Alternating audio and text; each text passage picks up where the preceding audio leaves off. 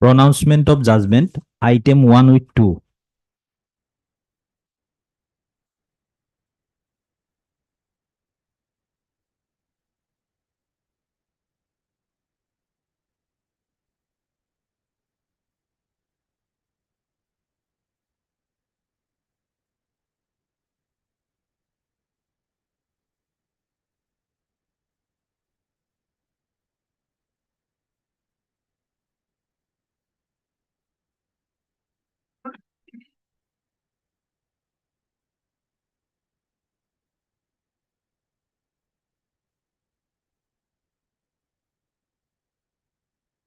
Due to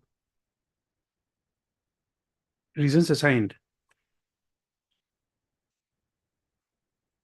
the court is of the considered opinion that the prosecution has not been able to make out a chain of circumstances beyond reasonable doubt, and therefore both the appellants are entitled to be given the benefit of doubt, and they are thus found entitled to be acquitted, being given the benefit of doubt.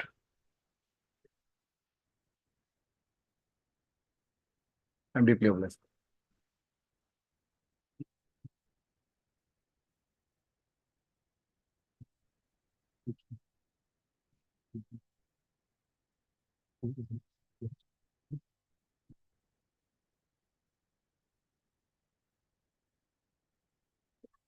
There's some corrections will be released after in the evening.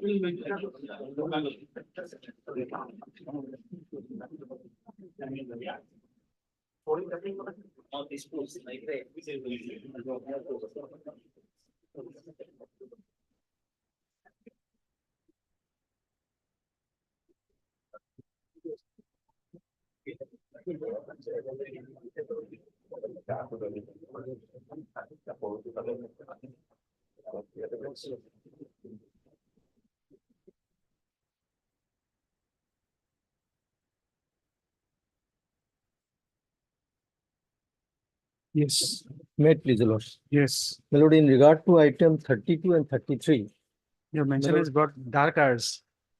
beg your pardon. Your mention has brought dark hours. My lord, Yes. the other side filed their affidavit. We Item? 32 and 33. Yes. We are required to file the counter. So, my lord, just a week time. 32, 33. My lord, I have taken their consent also. Okay, both sides are represented. On the prayer made by Mr. S. Datta, senior counsel, assisted by Mr. S. Datta, counsel for the petitioner. The matter stands list after 2 weeks so as to enable 1 week, my lord. 1 week so as to enable the petitioner to file affidavit in reply in the matter. 32 with 33. 30 to 33. Okay. May I please your lordship? There is an interim order operating. Interim will continue. Interim order. Extended till next date of business. May I please your Obliged. lordship? My lord, I will to mention item number 16, my lord. My lord, in this matter, my lord, instructions have not been received to file affidavit, my lord. 2 weeks time may be granted. No, my lord. here there is a issue. Just a moment. Item 16. Yes, that He is also. supposed to list tomorrow. Wrongly listed today. Wrong is today. Okay. Okay, we fix it next week because it's 2020 matter. For my Next week. Suggest a date, Lordship, it is first 4th June, 4th June. because I will be out of station for some days. No, make it 3rd June. 3rd June. Yes, Lordship. On the both sides are represented on the prayer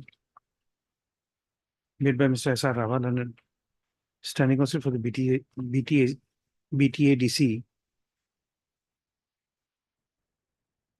List on 3/6/2024, by which time affidavit in reply shall be positively filed. Obliged. Obliged. May I please, Lordship, I beg to mention item 46 of today's list.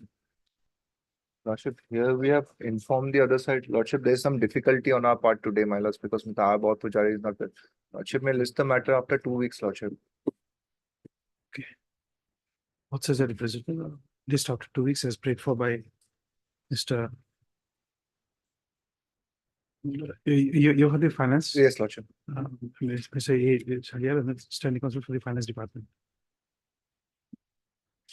May it please your lordship. My lord, I beg to mention item number 11, lordship. I, with due consent from the other side, lordship, I pray for 3 weeks time to file. Government have to file their affidavit, and I also file additional affidavit, lordship, for annexing some documents. Okay, on the prayer made by Mr. K. Mazumdar, and counsel for the petitioner. List after 2 weeks, Maybe 3 weeks, lordship, please. this is 3 weeks. So it's unable to file affidavit, additional affidavit in the matter. Both says it present. And government have to file their affidavit also. May please, my lords, I beg to mention item number 4 and 5, my lords. My lords, here we were directed to obtain the records of the selection process, my lords. We yet to receive them. Some further time is required, my lords. I'm praying for 3 weeks' time, my lords. Just a Well, moment, this is.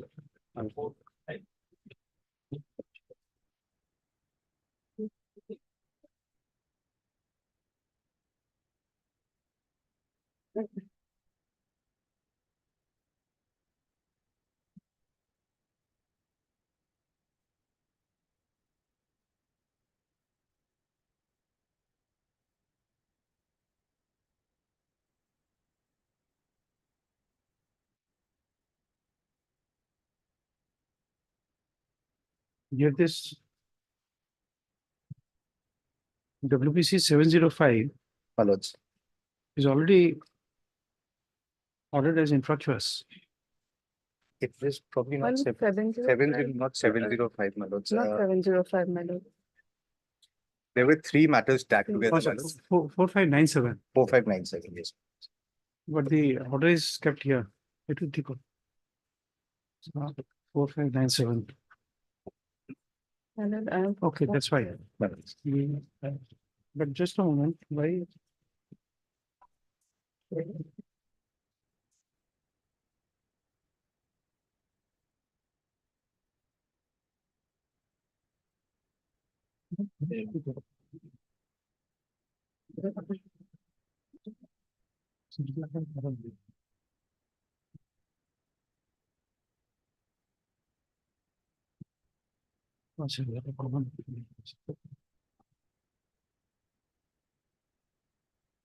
Another matter was tagged with these 2 matters, my lord. That was, that was fine.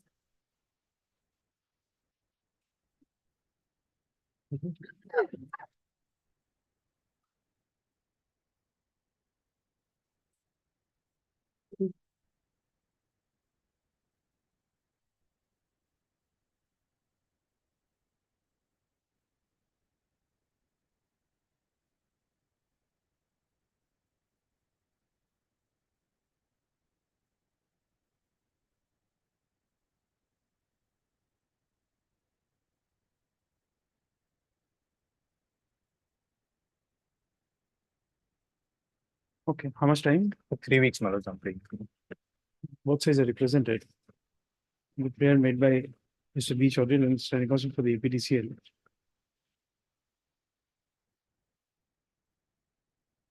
List after 3 weeks, so as to enable him to file, to produce The records, my lords. the records.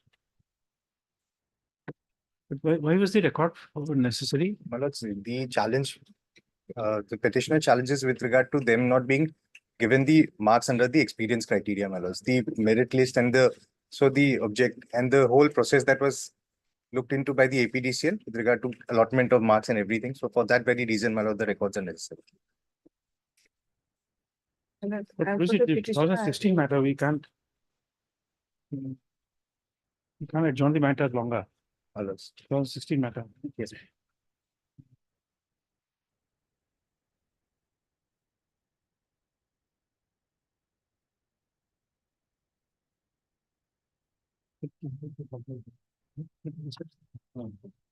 I'm deeply obliged. Obviously. May I please, with the consent of the other side, I beg to mention item number 21, my lord, which is after for 2 weeks now. Item 21. 21.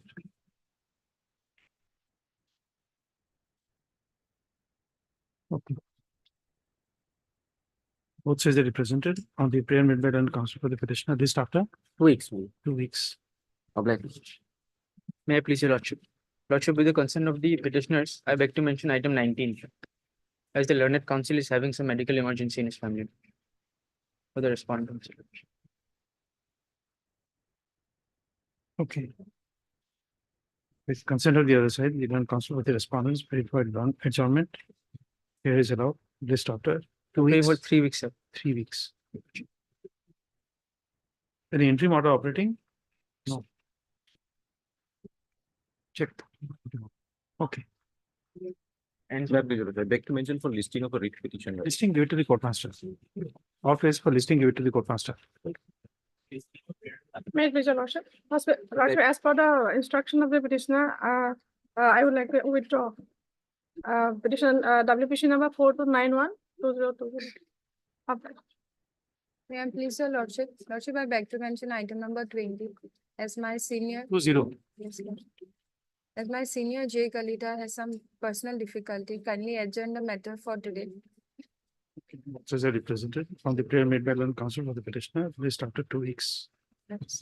May it please, your lordship, I beg to mention item number 34. Kindly adjourn it for the day.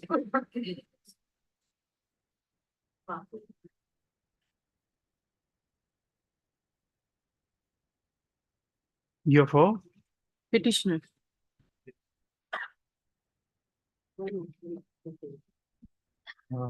Both sides are represented. You have informed the other side. Yes, lordship. Both sides are represented on the prayer made by learned counsel for the petitioner. List after 2 weeks. May it please your lordship, my lord, I beg to mention item number 6, my lord. I need some instruction on for prepare the case also. I inform my lord CGC 2 weeks.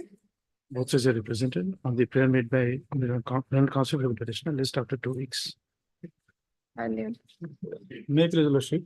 And I am on behalf of Apun Mullah, my lord. He is out of station, my lord. Item number 39, my lord. May be taken up next week, my lord. Other side is government, my lord. 39. Okay. Just take a note, Mr. Chakravarti. Item 39. appeared by lordship, additional Just take a note. Both sides are represented on the prayer made by learned counsel for the petitioner. List after Next week, list after a week. my lord. Okay. Obliged.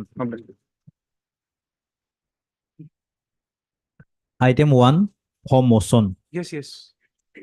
I understand your lordship may not be sitting in the after 1 o'clock. We had that election matter as well. So, and there are one motion. If it can be taken up. At your lordship's convenience, of course.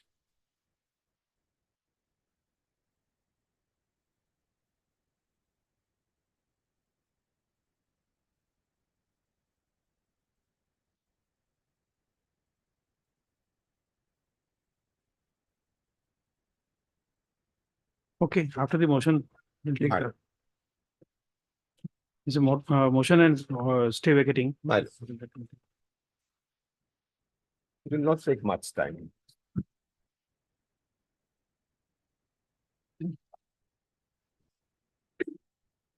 Item 1. We have said in a recruitment process, written test examination. We have cleared the written test. After results were not given. In the last occasion, by order dated 5/4, the respondents sought a quick query whether representations were given or not. Lordship, I have taken instructions from my clients on 31/8. They met the deputy commissioner and gave their written grievances, Lordship. So It was not annexed, lordship. it It's was okay. given to the counter. We also made We'll have to that. issue a notice.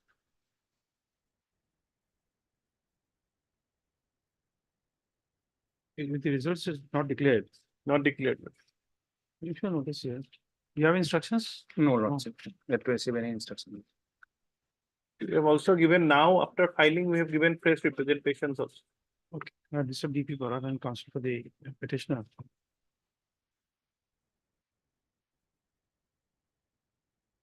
The petitioner has participated in the recruitment process for filling up 18 vacant posts of Lat Mandal under the amalgamated establishment of the District Commissioner Nalbari. Post. It's claimed that the written test and proficiency tests were held on 19/3/2023 and 27/3/2023 respectively. But the results have not been declared. And the representations by the petitioner has not been responded to. Explanation notice returnable in 4 weeks. Mr. A. Chakravarti, Learned Government Advocate, accepts notice on behalf of all the respondents. 3, 4, and 5, Lordship. 3, 4, and 5. Remaining, Lordship, 1 and 2, my friend appears. 3, 4, and 5. Mr. Yes, Doctor. S. Datta, and standing counsel for the Revenue Department, accepts notice on behalf of respondent numbers 1 and 2. Mr. A. Chakravarti, Government Advocate for 3, 4, and 5. Requisite extra copies of the application be served on them in course of the day. So the pendency of the petition shall not be a bar for the concerned respondent authorities to declare the result of the recruitment process.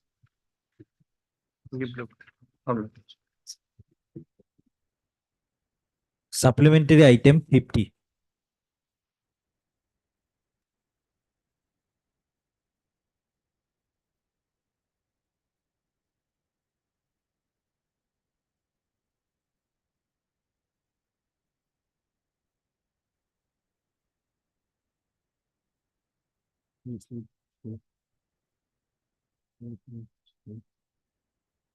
In this matter was fixed yesterday. There's some the issue is arose, we can't understand. So therefore, I did not sign the order. Please look at the prayer.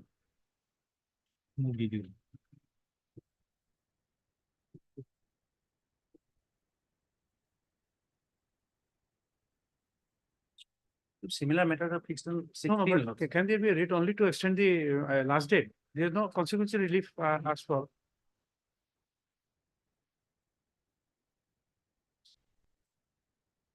That can't be a prayer. No, none of it has been called for the petitioner. This matter was listed on 6/5/2024. And the order issuing notice of motion was dictated in the open court. Mr. Power at the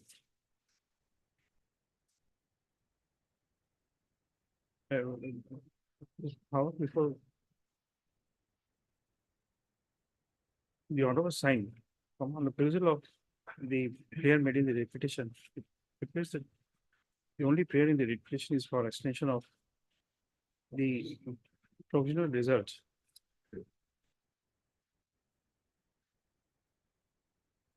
Without any consequential relief. Therefore, the matter was listed today. On a present call for the petitioner. All the respondents are represented. For justice, the matter stands adjourned today. List on next Friday. List on next Friday. 10. Today's 9. 17 files. This only consequential prayer was not there, so. Like yesterday's matters, Lord.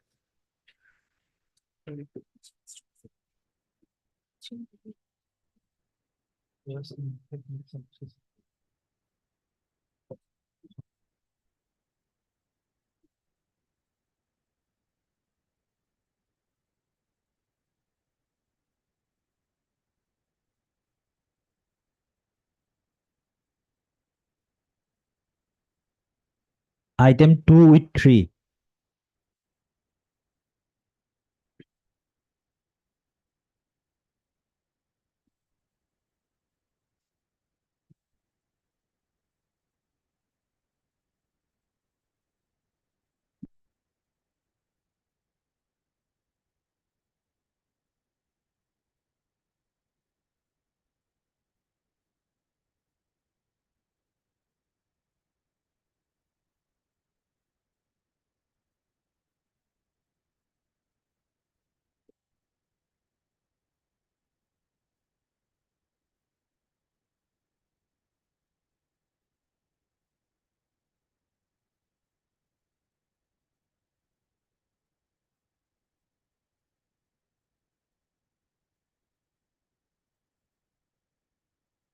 Yes. Yes, on the last occasion, the matter was heard in part. It's been kept today. So both the repetitions will have to be heard together. So I'll just give a recap on what happened on the last occasion, Your Lordships. We had identified that there are two contracts that were executed. We are now concerning with the writ petition 4811, which has been subsequently filed after the termination of a contract. The first writ petition was filed when the demand notice was initially issued. Subsequently, there was a termination, and that is how the second writ petition has been filed. I'm relying on this because substantially the entire facts is also covered in this. So in 2013, in the month of April, there was a contract that was executed between the petitioner and the railway authorities. This is around 5.76 crores, which was awarded for earth filling and to make a guide band for protection of an abandoned in Jogi Hopa. Subsequent to the giving of this contract, there was a letter issued by the railway authorities, which said that because of financial issues, we will now have to stall the project for some time. That happened in the month of June. Subsequently, in the month of July, the authorities issued a letter to us saying that you can now proceed with the construction or with the work, and they had given us time initially for the contract was 6 months. So since already 4 months passed from the time the contract was awarded, we sought for a first extension. That extension was, Your Lordships, was first sought on 13th of August 2014. I've given a list of dates last time on the last occasion, Your Lordship. It's on the first page itself. Subsequent to August 2014, there were a series of extensions that were being applied, and the extensions were granted by the railways. Now, primarily the extensions were granted on 3 grounds. Number one, that the land that was supposed to be acquired was not fully acquired, and that there were a lot of problems that was faced by the local people. So the accessibility to the land was not available.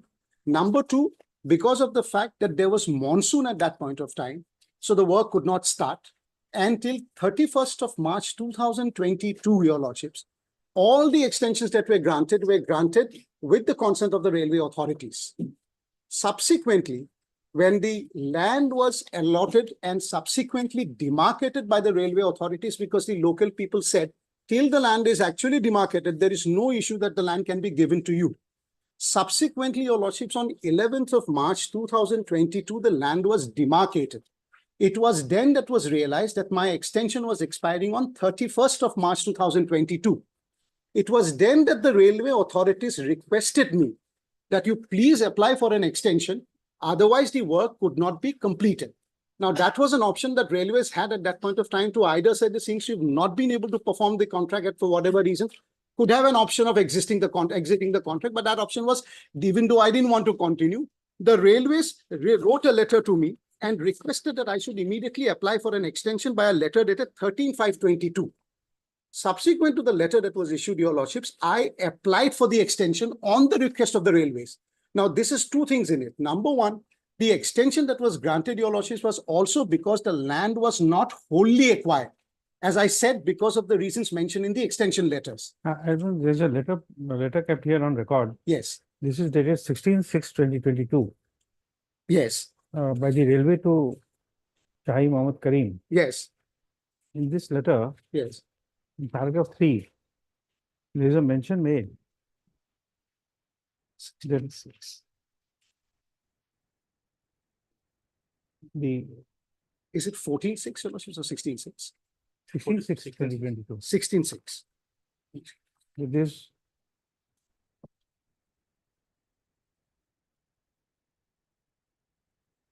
Page 125. Hmm? 125. Right. because in page 1 of this letter, Yes. it is mentioned that there was no hindrance at site due to execution of work as per measurement. It continued so and so, without any obstruction in terms of demarcation of land. Then the paragraph 3, in page 2, it says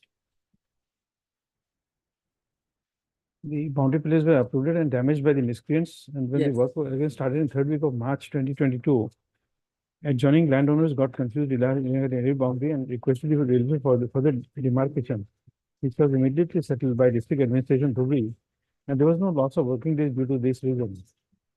I don't know whether you have it or not. Annex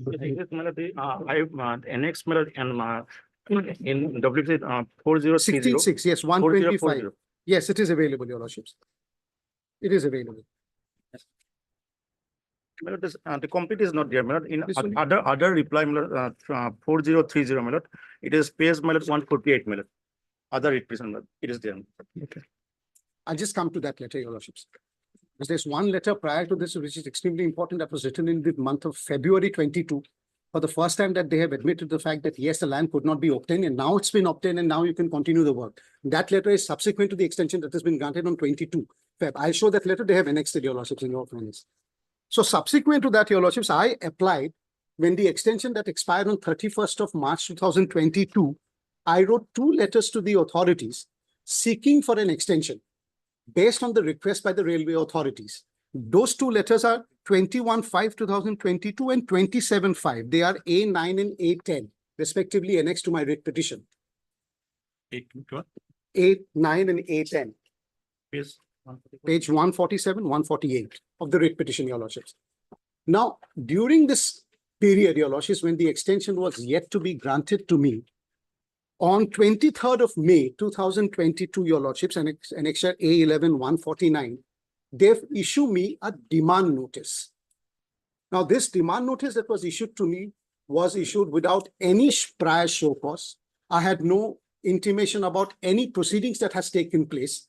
And along with this 23rd of May 2022 notice, which is at page 149, Your Lordships, there were 4 or 5 letters that were annexed to it, which I only discovered much later. And I came to know that behind my back, there was an investigation that has happened by a vigilance committee where they said that I was a part of it. I was never intimated. They say there was a vigilance report in regards to certain irregularities and fraud that was committed by me. I was never been intimated. And till date, I might put it on record. I have also said it in my writ petition and the reply subsequently. No report has been submitted to me because that right has also been taken away to know what has happened. I do not know what has happened in the vigilance, but they are saying that the consequence of issuing the demand notice is the fact that the fraud has been committed. Now, I am not aware of that proceedings. No notice has come to me. They have not been able to evidence anything on No, in a record to show. vigilance inquiry, you are not supposed to get it. No, but subsequently, when they intimate to me by a demand notice, and when I reply to the demand notice to say that what is the reason why this demand has been issued, because that's ultimately the bone of contention of the writ petitions, which subsequently has led to the termination. So the letter that was issued to me, Your Lordships, on 23rd of May, does not even speculate and stipulate a time to be given to me to reply. It doesn't say anything. It only says within a stipulated period. I did not have a notice of that demand notice that was sent to me. Subsequently, when I received the demand notice, Your Lordship, I then filed a reply on 2nd of June, seeking 7 days time to let me know that what has been in the inquiry, what is the fraud that you have discovered, and what is the reason why this demand notice has been issued. Till date, I have not been communicated anything. And that was on record to say that they have subsequently gone ahead under 62 of the General Contract Act and terminated my contract also subsequently. So for my case is twofold, Your Lordships. First irregularity is the fact that they issue me a demand notice without even show causing to me. I don't know anything in regards to this. The show cause notice is absolutely vague. It doesn't even say the reasons and why that amount is to be deposited and what is the period to be deposited. Until I reply to my show cause, to the demand notice, Your Lordship, on 30th of May, they go and deduct my money from a bill raised of a different contract. Now that they say they can do it in terms of the contract, with clause 52, which says that they have a lien over the money and they can adjust it any other contract. Where that is also a dispute because that's a very vague clause where they say they can, in fact, adjust the money from any other central government contract also. So be that be, the fact remains is that I was not show caused. I don't even know. I sought for an explanation from the department that please tell me why is this been issued. They have still not replied to that. I'll now, Your Lordships, take Your Lordships to the first issue, which is the show cause notice first, Your Lordships. That is at page.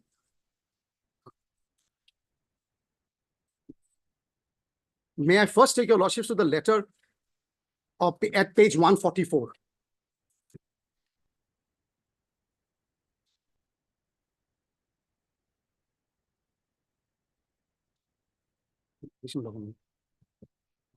Yeah. Of my writ petition 4811, Your Lordships. May I just read, Your Lordships? 4811. 4811. Page number 144.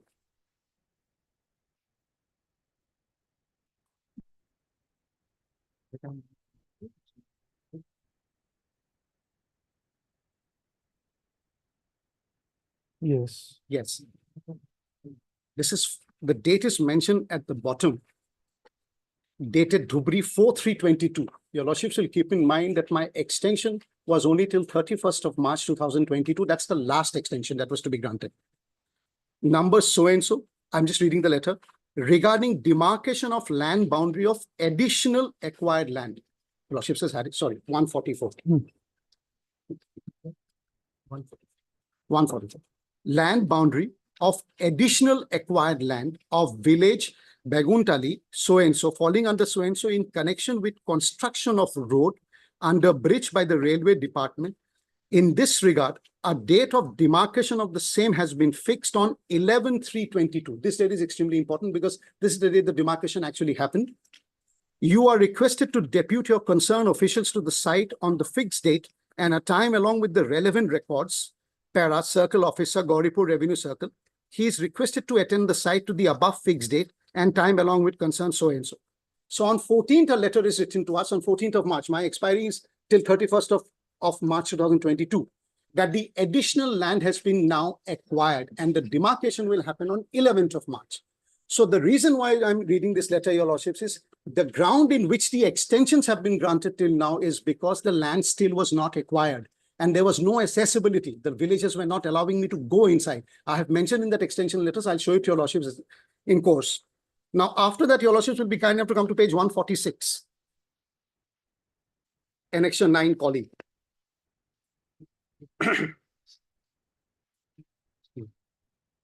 This is a letter written by the railway departments to us. Subject number 1.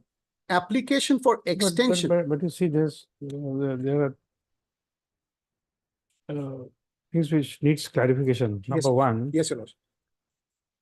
your contract envisages earth filling, let us say X quantity of land. Yes, If the word uses additional land, yes, that means the area of X will now increase to Y. yes. But for Y, there is no No. supplementary agreement. No. I was just coming to that. The initial But how- contract, but why would you work on that without an agreement? I was supposed to work on X. So that's the reason I kept writing to them that till X becomes clear, I can't work on X. Because first, the land issue have to be solved. Then the local issues will have to solve. If that is not solved, then I can't perform X. But they wrote to me by saying that we are now acquiring an additional land for you to work and complete the work on Y. Because the accessibility was not there to X. So there could be a situation, Your Lordship, that Y could actually lead to X tomorrow. But the accessibility and the land of X has to be first determined. My grievance was that I could not work on that because X was never obtained and could not give me the accessibility. I've said in all my extensions before this, But where is this in the writ petition? in regards to the extension. No, with regard to the additional land. which Yes. Leads to the accessibility of Y. Where is that? In my writ petition lordship, I just.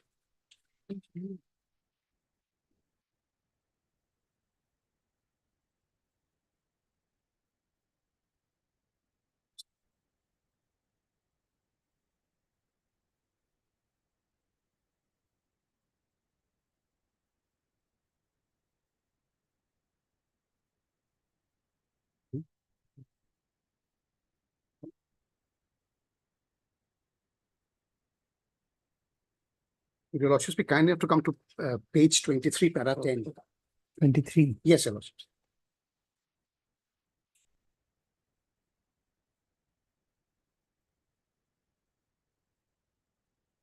The paragraph in regards to the additional is at page 22, para 9.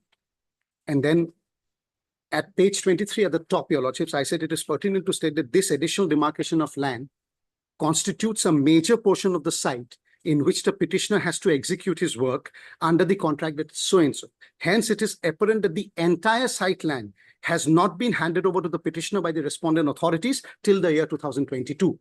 Subsequently, I again write it. The paragraph, relevant paragraph starts at page 22, para 9.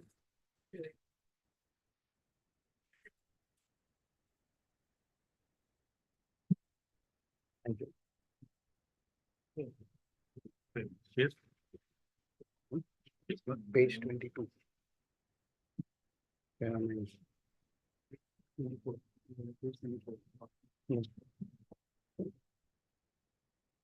And at page 24, you also, lordships, I said it. At the top. Just a moment.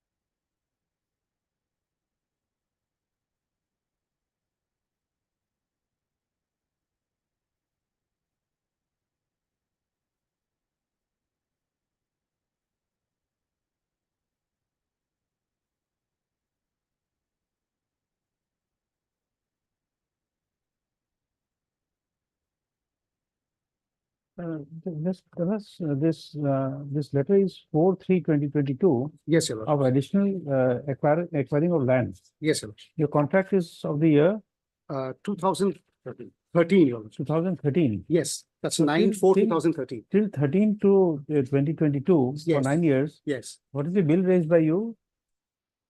Uh,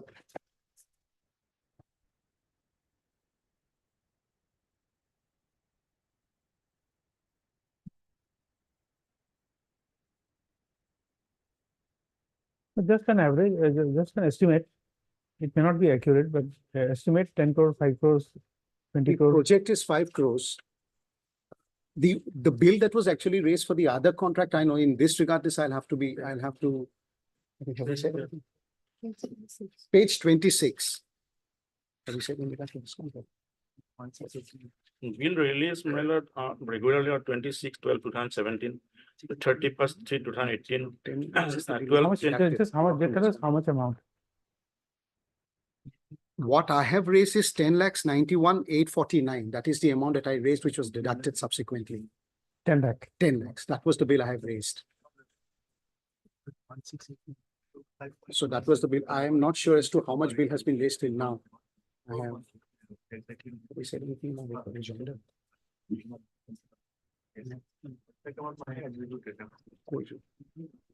Executed amount, bill already, executed, the contract mail already, the bill is already paid, madam. Just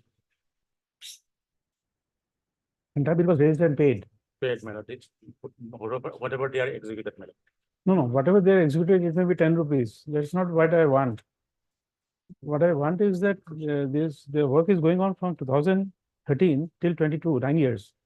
In 9 years, what is the amount paid?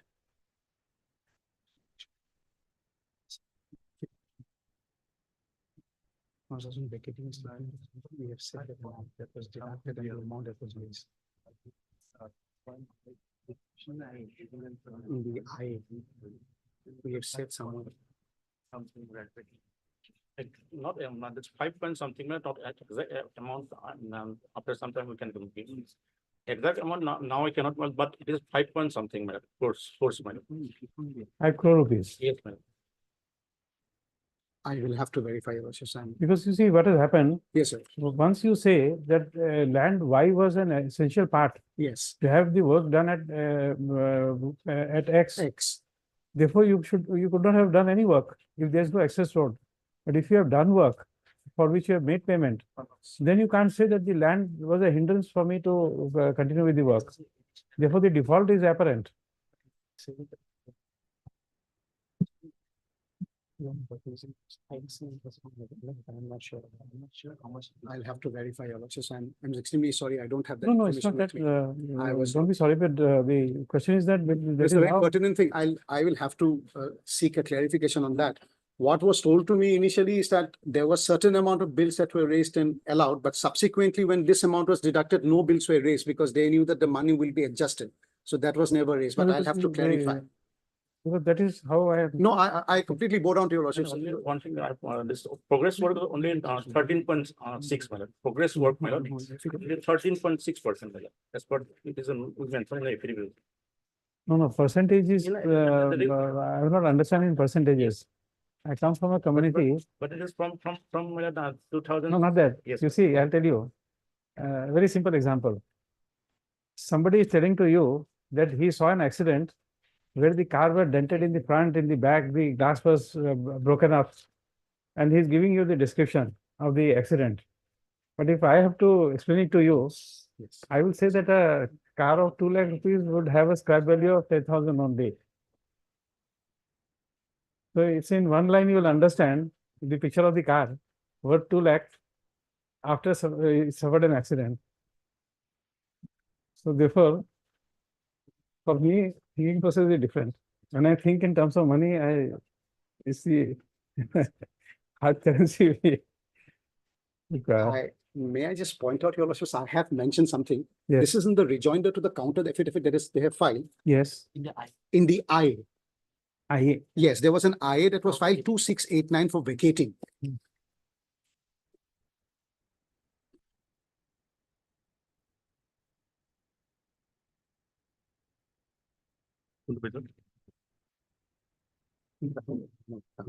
yes, 2689.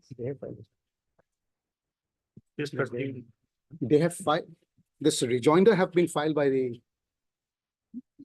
department. They have a calculation which is shown here, your lordships, at page 43 in continuation. Yes, This is paragraph 13.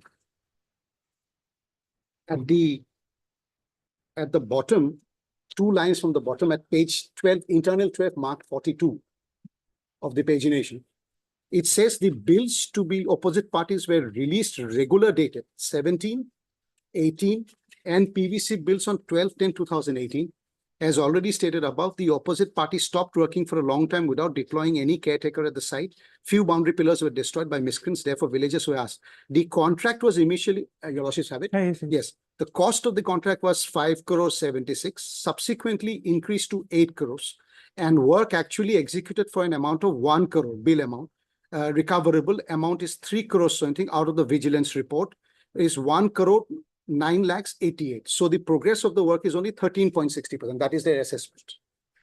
so 1 crore rupees work was done. Yes, this is, I'm going by their affidavit, by their reply. What have we put in? No, we're not. Wait.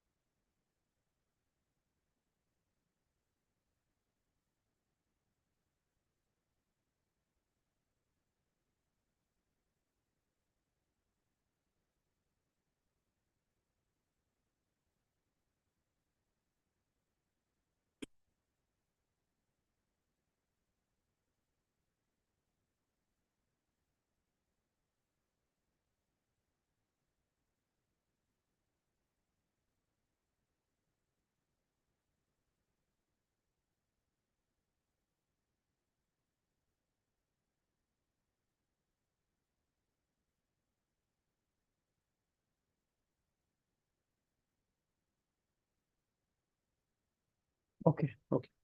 Please proceed. Yes, please. May I just, your lordship, take you to page 146 of the writ petition. So the extension was till 31st of March 2022. The additional land was acquired, subsequently demarcated on 11th of March 2022, and this is the letter that comes subsequently. 13/5/2022. Number 1, subject 146. This is a letter written by the department to the petitioner on 13th of May 2022. The first Just a point moment, is just a moment. What was that page? the In additional. the IA, what was that page? Yes, Lordship's, the IA page number is, internal page is 13 and marked is 43 in continuation. 43. 43.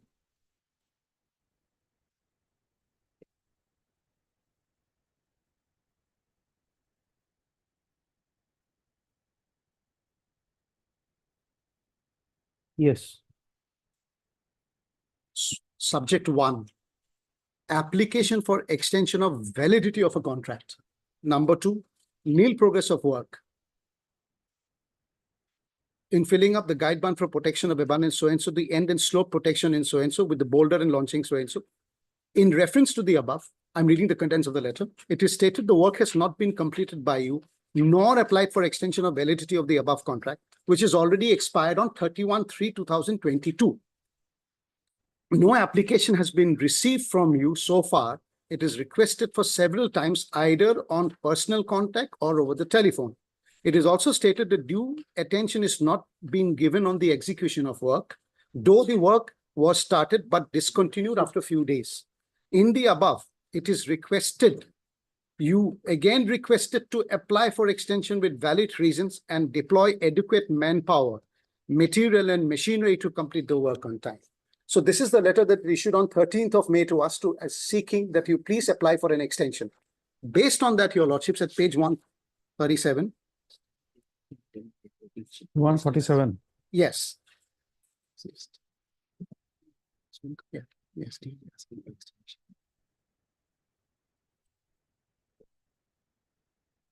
Now, these are the letters, 2 letters that I've written, 147 and 148. This is in reply to their letter, your lordships. 21/5. In reference to the above. I'm sorry, number 1. 21. There is something wrong. I have not been able to. Mr. Khan, Yes. there's something wrong. I have not been able to understand. You see, if the work done is 1 crore rupees, Yes. please come to 152. Yes. Now they are seeking recovery Yes. of inflated amount of rupees 346. Yes. So that will never arise when you have done work for 1 crore. Yes. The recovery of 3 crore on the ground that the work is inflated cannot arise. That's because, your lordships, initially the contract that was awarded was 5 crores No, no, no. 76. I'm not on that. Yes. 5 crore we understand. Yes. But you say for that period, the recovery, the work done was 1 crore rupees, for which you rely on their affidavit. Yes. Now, if the work done is 1 crore rupees, question of recovery of 3 excess crores. amount of inflated value of work of 3 crore 46 lakh will never arise. Yes. In fact, your lordships are absolutely right. This is actually based, if your lordships will be kind enough to come to page 151. When this extension letter was issued, this report was already available with them. 5/5. Now, this was a letter, internal letters not served to me, in which your lordships, if you come to paragraph number 2. But it is impossible, you see. Yeah, I do not know the assessment because, as I said to your lordships in the beginning, I do not understand the investigation that has happened in basis of which this 3 crores have been asked. That is why in my reply, I responded back and asking. That was never responded back to me. How do you sustain this? Which one, madam? When the work done in your, as per your affidavit is 1 crore, the question of recovery of 4 crores is excess amount or inflated amount. But because of that, my lord, as per official record, work was done that much. So then tell us the entire thing, you see. So there is vigilance No. was there, madam. The vigilance, my lord, after Mr. vigilance. Medhi, you see, we are in the midst of a hearing of a voluminous matter. Yes. Out of that, I am asking you specific questions. Pinpointed to the page and then I am asking you specific questions. See, if you don't make the complete chain, it will not be a case of where I can understand anything. You see, I am going by a sequence. The question is that they have worked for 9 years. 9 years, they must have done something or did not do something. So what is the amount? What is the nature of work? How the recovery came? Because you are now trying to say that vigilance found out that there was an excessive, if I am reading this page 152 correctly, then it says that your vigilance opined that the work was the inflated quantity of so and so cubic meters of boulder. If it does not work, it does not raise a bill. Question of inflated work will never arise. I have 2 pens in my pocket. I did not raise this before the registry of the court. Therefore, the bill for purchase of these 2 pens is not with the High Court. Now, can somebody come and say that, well, there's a vigilance inquiry, 2 pens were found in your pocket?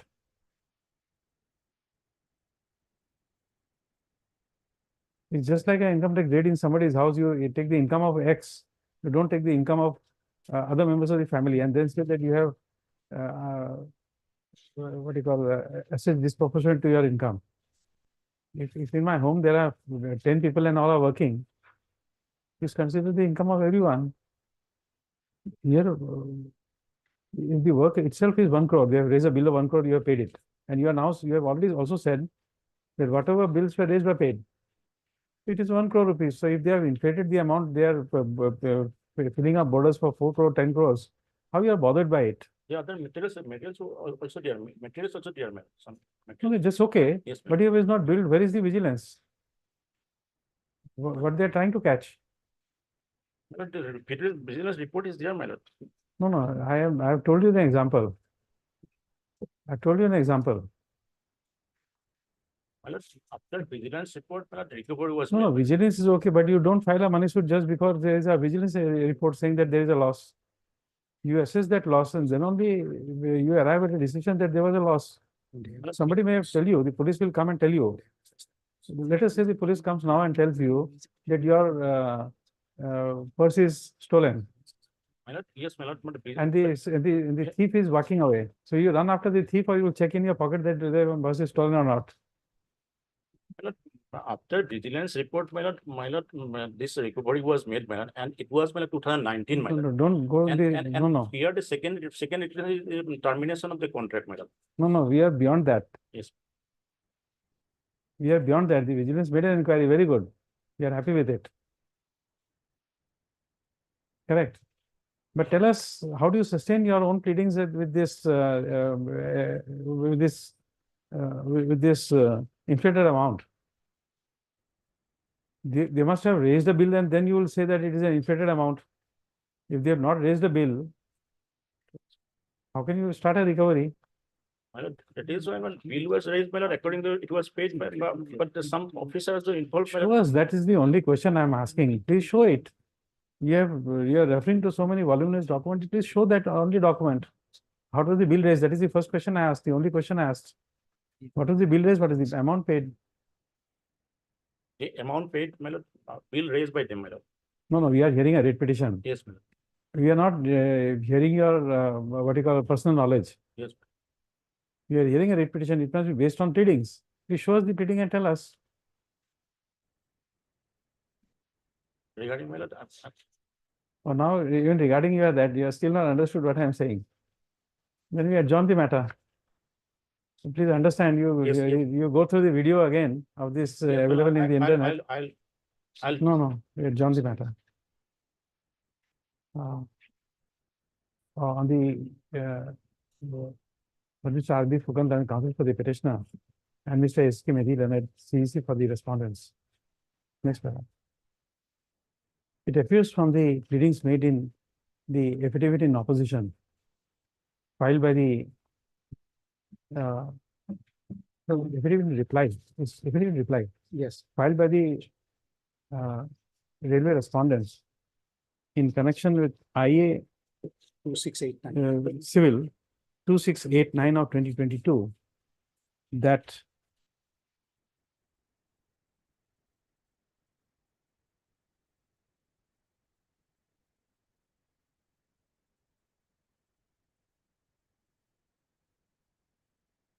that the work actually executed was for an amount of rupees 1,09,88,424.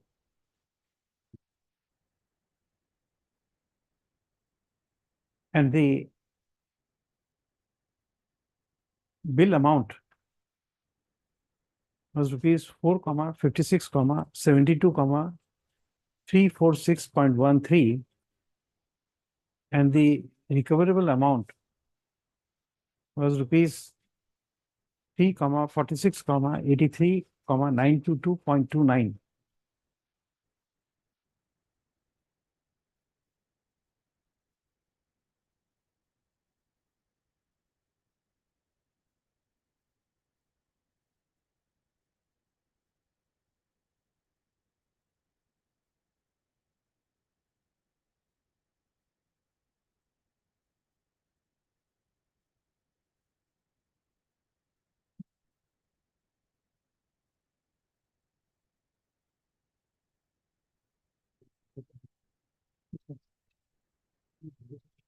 Next, it is further projected in this writ petition that the contract was awarded to the petitioner in the year 2017,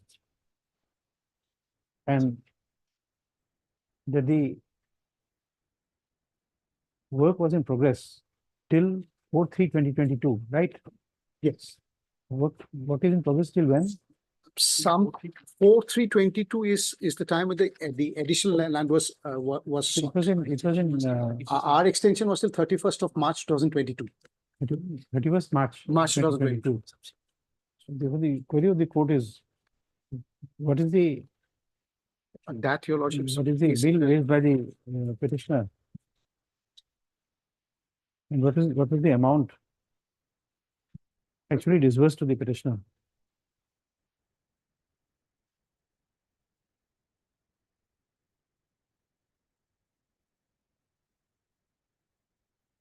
So,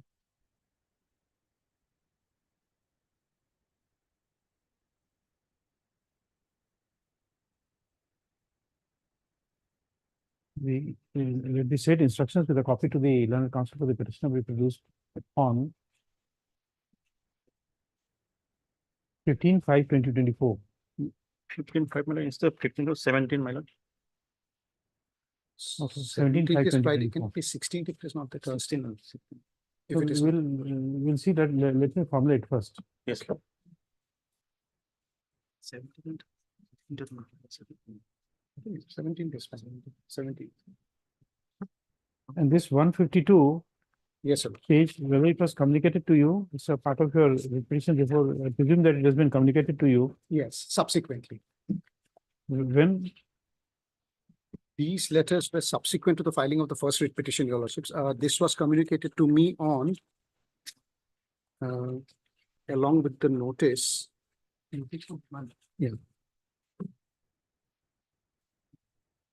No, when was it communicated to us? There's the notice.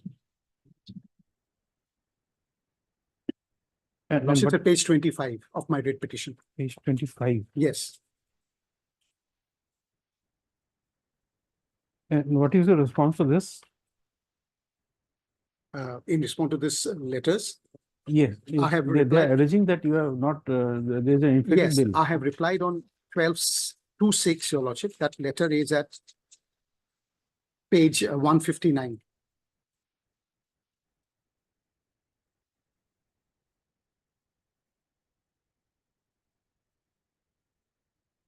That's a reply to that notice where the letters were annexed, and the explanation to that is at page 160 bottom.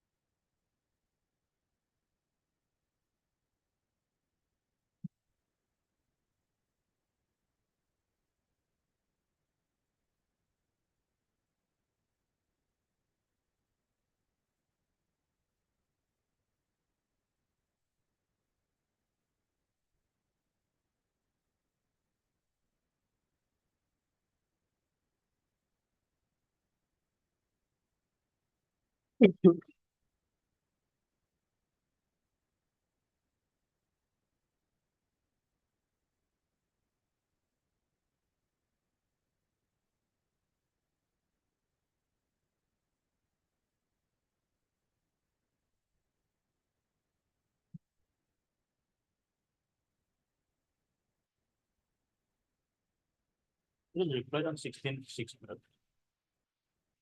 Hmm?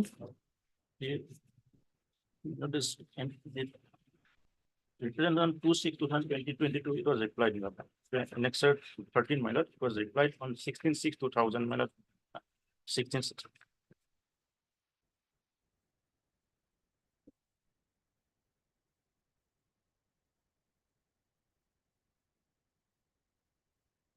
One 59, it was replied.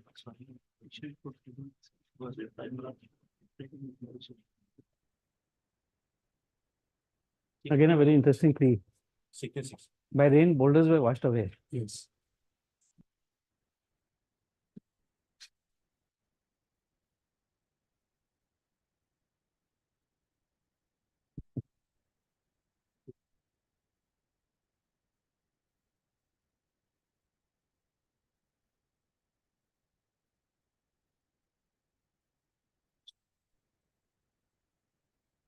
But then, Mr. Fukan, Yes.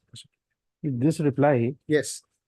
yeah, all ingredients of a civil suit is present. In a writ petition, how can we now determine?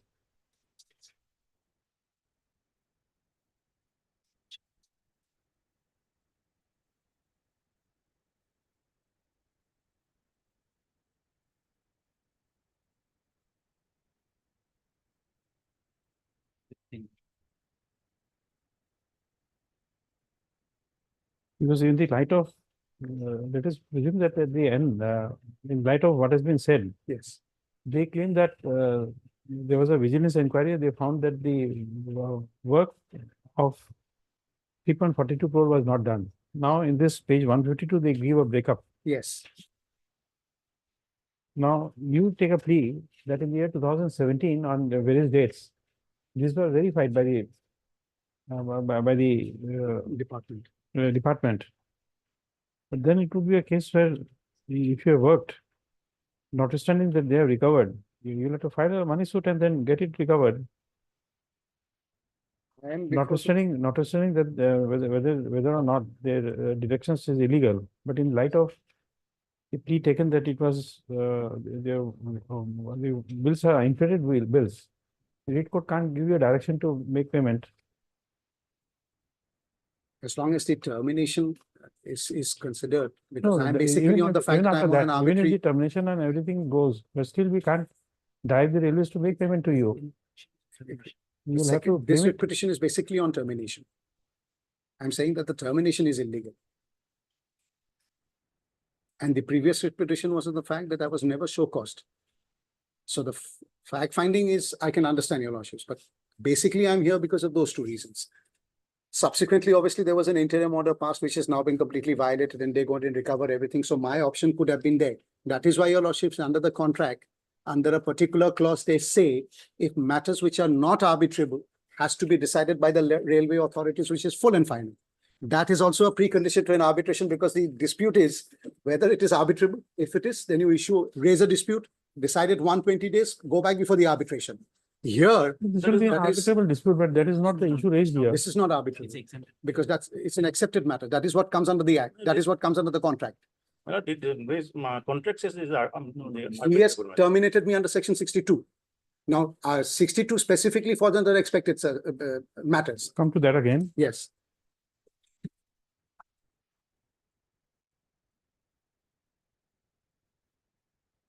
Page 84.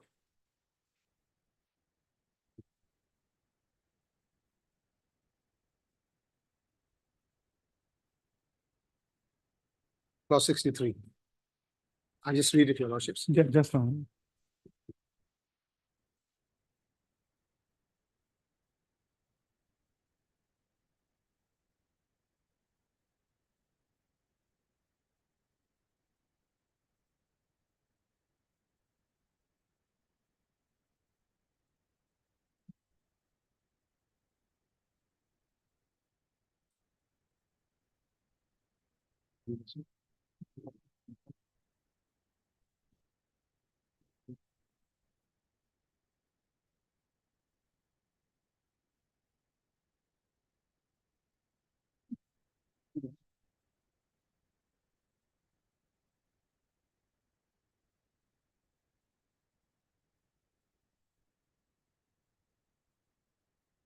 This modified clause 46.0, clause 52.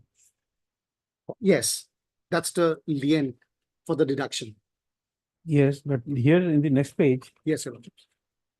subparagraph, Yes, Your it Lordship. says it's an agreed term of the contract.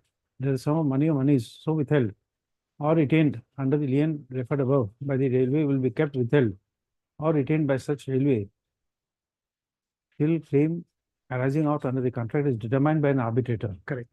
Yes. So it's not an accepted, Uh, because if they have deducted it, May I just read yes, 63 for Your Lordship's convenience? yes, yes. Yes. Thanks. Matters finally determined by the railways. All disputes and differences of any kind whatsoever arising out of or in connection with the contract, whether during the progress of the work or after its completion, and whether before or after the determination of the contract, shall be referred by the contractor to the general manager, and the general manager shall, within 120 days after receipt of the contractor's representation, make and notify the decision on all matters referred to by the contractor in writing.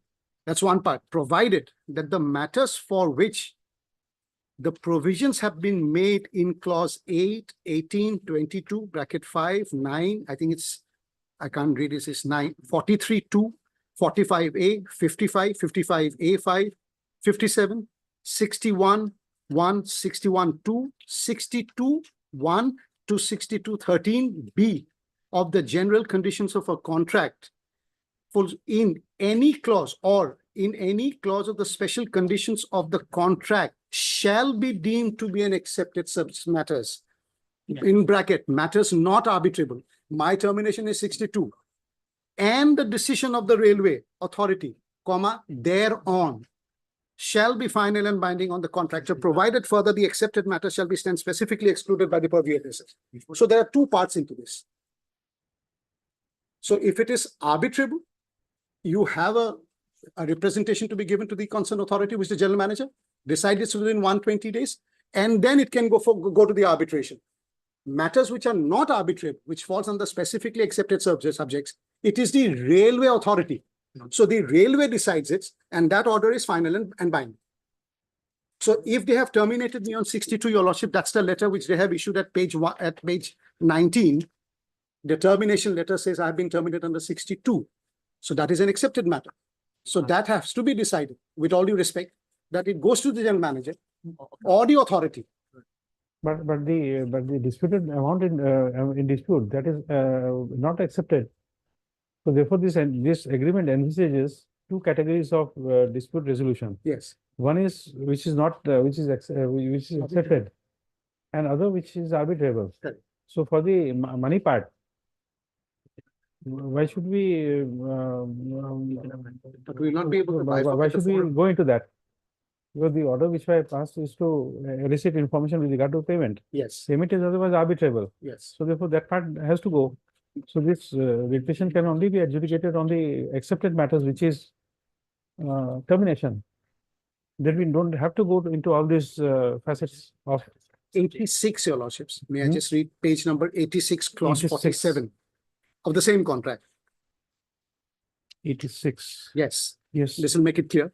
The provision of 63 and 64, which we just read. You're reading where? I'm reading at clause number 64.7. It says 47 next to that. Yes. 63 is what I read. 64 is arbitration. 63 and 64, the general conditions of the contract will be applicable only for settlement of claims and disputes between the parties for values less than or equal to 20% of the value of the contract.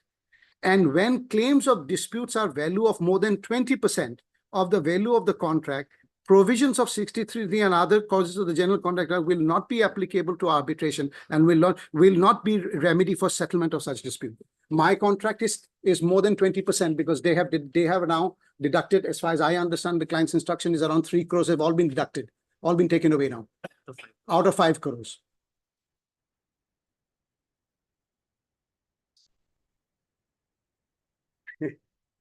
So there is in fact, most of the high courts that I was going through yesterday have explained it in different ways, but the Supreme Court has settled this issue. And I have that. Yes. It's 2002, volume 4, SSC 45. Cautious meetings.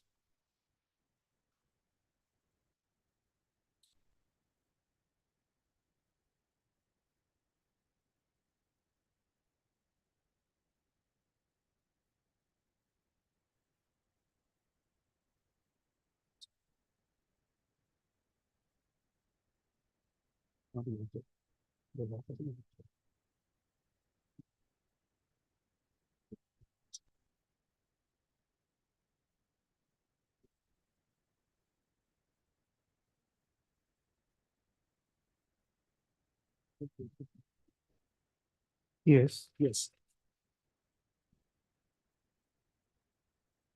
Para 18 and 19, Your Lordships, the relevant para. I'm just reading the relevant para. It discusses the entire issues about arbitrability.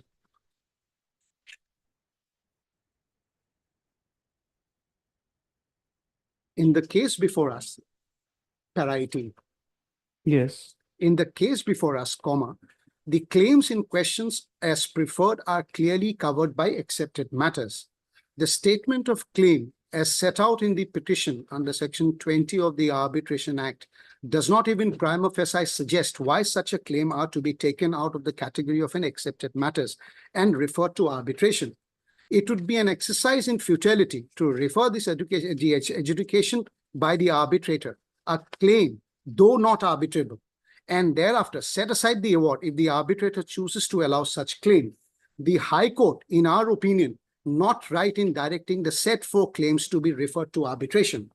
After hearing was concluded, the learned counsel for the respondent cited few decisions in making mentions wherein view taken is with the interpretation of a contract is a matter for the arbitrator to decide, and the court cannot substitute its own decision in place of a decision of the arbitrator. We don't think that the cited cases have any relevance for deciding the question arising for consideration in this appeal. None of the cases in an authority for proposition that the question whether a claim is an accepted matter or not must be left decided by the arbitrator only and not adjudicated upon by the court while disposing of the petition under section 20 of the Arbitration Act 1940. We cannot subscribe the view that the interpretation of an arbitration clause itself can be or should be left to the determination by the arbitrator, and such determination can alone be done by the court at any stage. So if it is accepted matters, it goes to our authority. Then the railways is supposed to decide it, which, with due respect, says is a final decision. And in our case, there's no decision, nothing. They straight away deducted the money. Show cause on 23rd of May, deducted on 30th. My reply was on 2nd of June. And no decisions have been taken. Obviously, they're relying on the report in which they said that the money is to be paid in terms of that report.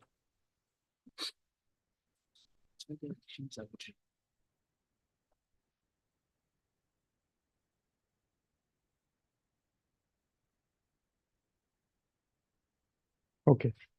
Great.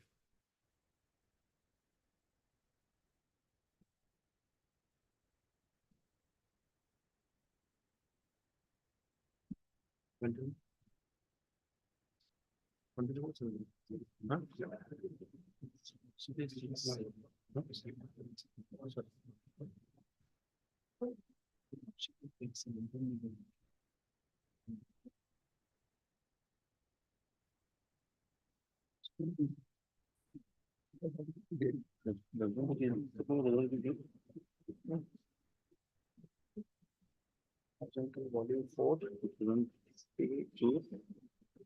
volume 4.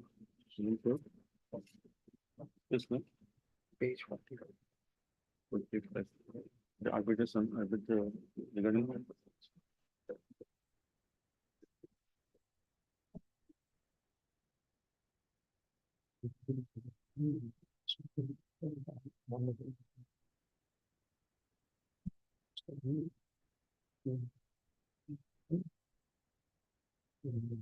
Yes.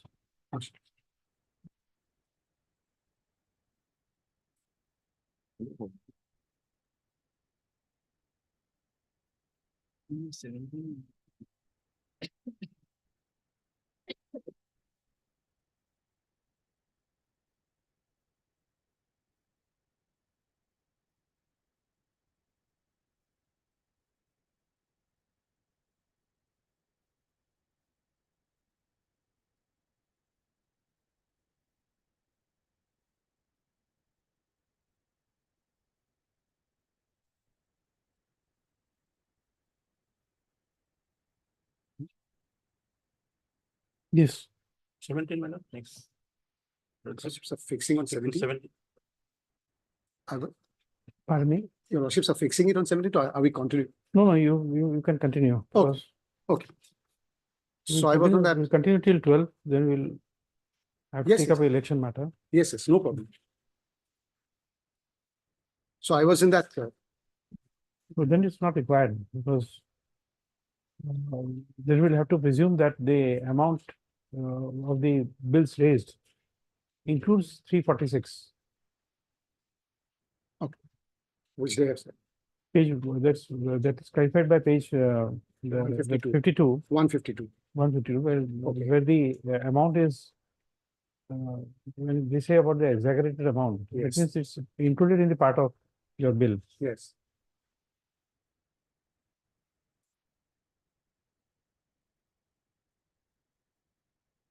May I just take your lordship to the two letters that I have written? Yes. Yes, that's at page 147 and 148.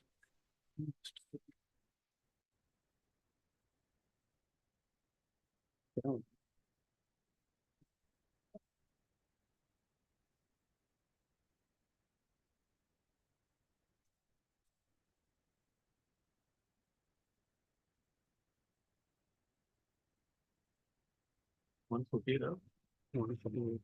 Huh? 148. around 148. 120. 147. 47.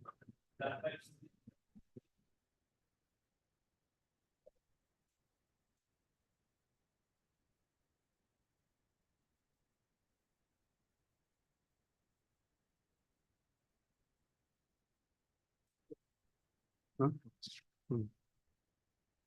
The lordship has seen the letter of 146. Just now. Yes, Your Lordship, I'm sorry.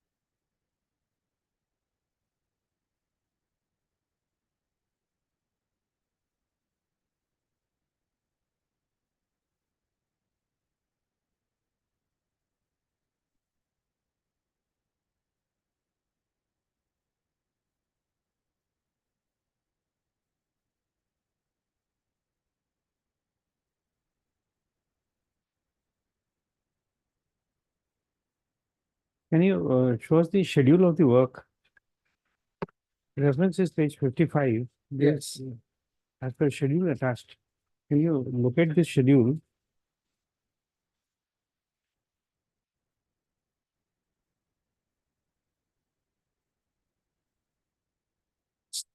Starts as annexure. Page.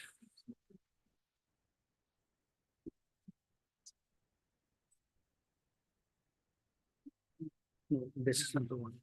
It will be, I think it's page 87. Annexure A.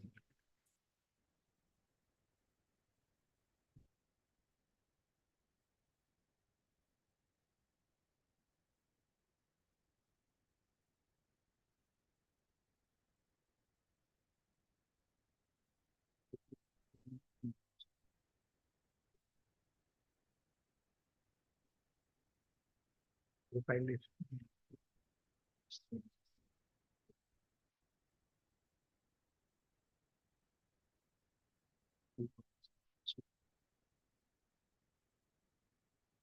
I'm sorry, Your Lordships, I think that schedule is not filed with this contract because we've only extracted the relevant part of the contract and filed You have a Though- copy of that? the schedule. In your record, do you have a copy of that?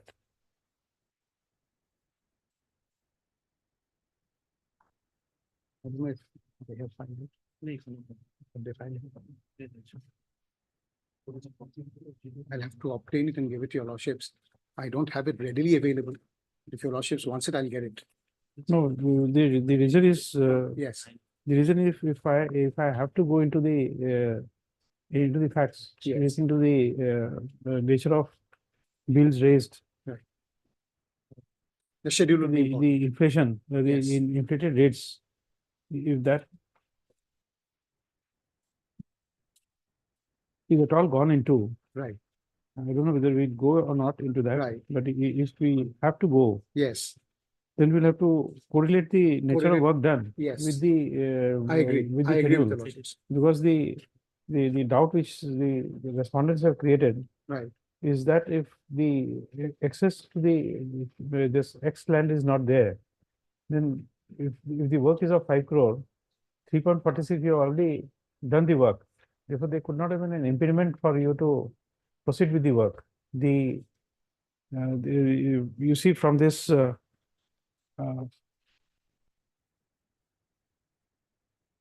one fifty-two. from the contract, Yes, it is guide burn protection of abutment at Jogigopa and slope protection at Gauripur end yes, with boulder launching so and so, yes, and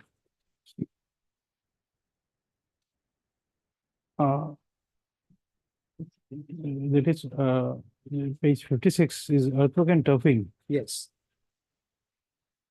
That, Supply of cement, any Yes. other item of work, yes, RCC, PCC, RCC work, yes. earthwork. And the boulder filling is Boulder schedule D, filling is also, yes, correct. yes. Number four, So boulder filling would in page 57.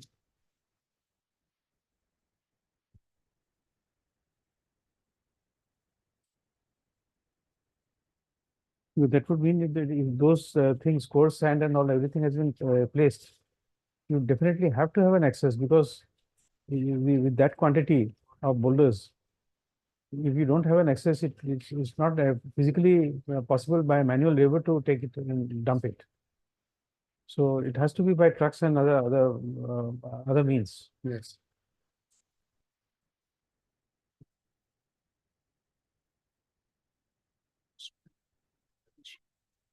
We'll have to get the schedule.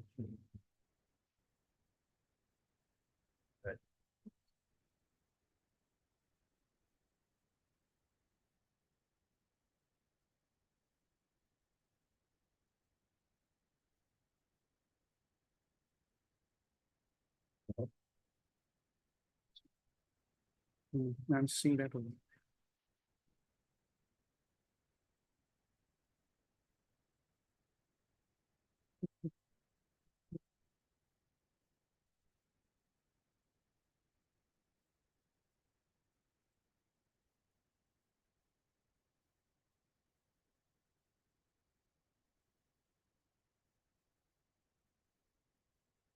In fact, in our reply, there are certain quantities which is already mentioned of which you have already done against the inflated amount, which they have projected at 152.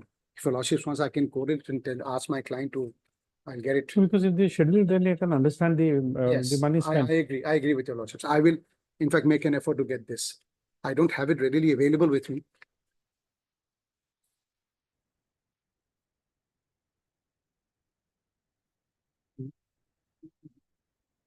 So last time you read this 20%, it escaped my notice that although you read it last time, it Yes. did not strike me that 20% would take away the arbitrable Yes, nature of dispute.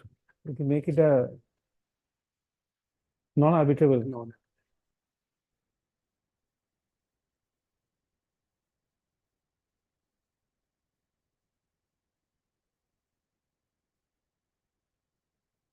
Next Tuesday, the Upari. Next Tuesday.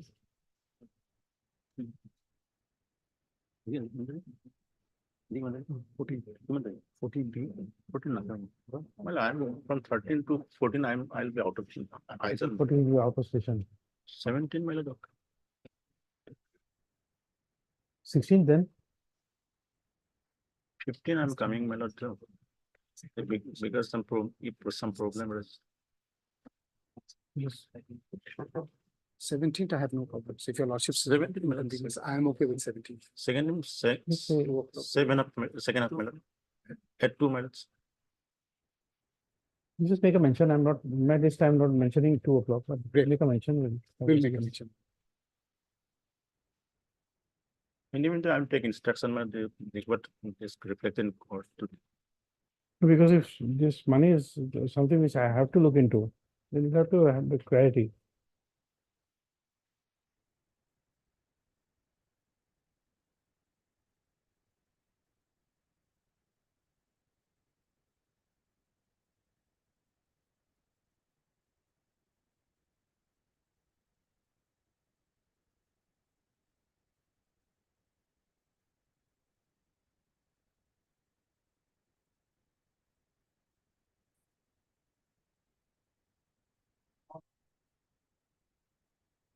Page 56 refers to those annexures. Yes. Yes, Page it 56 does. refers to annexures, and then page 55 In refers to fact, schedule. 63 also refers, if your lordship. Page 55 refers to schedule. So these are the two Yes. things you require. Yes. require.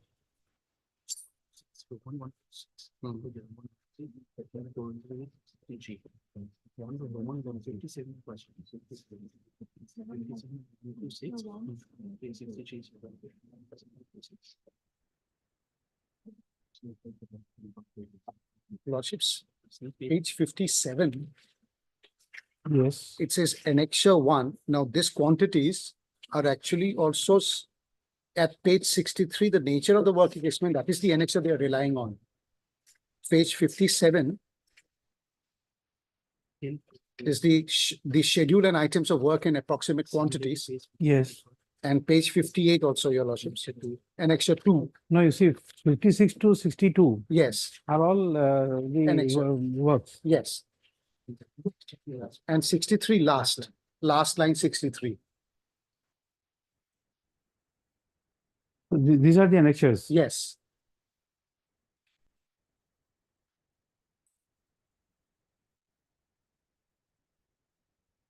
Okay. ABC is not here. No? Schedule ABCDEF. This is the schedule. It's there. I think.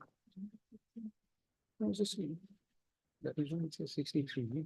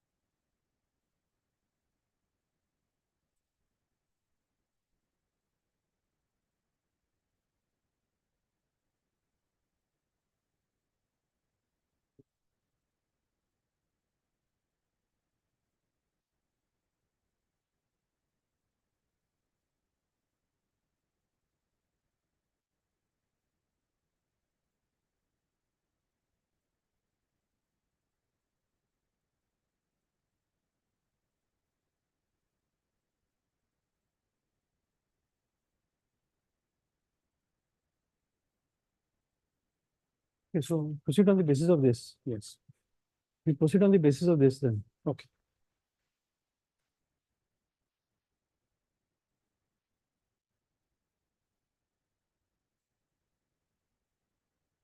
In fact, my reply to the notice, your lordships, where I have explained the items in terms of the schedule that they have given at 152, there is already an explanation Where? at page 161. The reply starts at page 159 to that demand notice where that the schedule, that annexure was marked to show that inflated bills at 152, which your lordships had read it. Yes. This has been correlated at page 160, it's 161.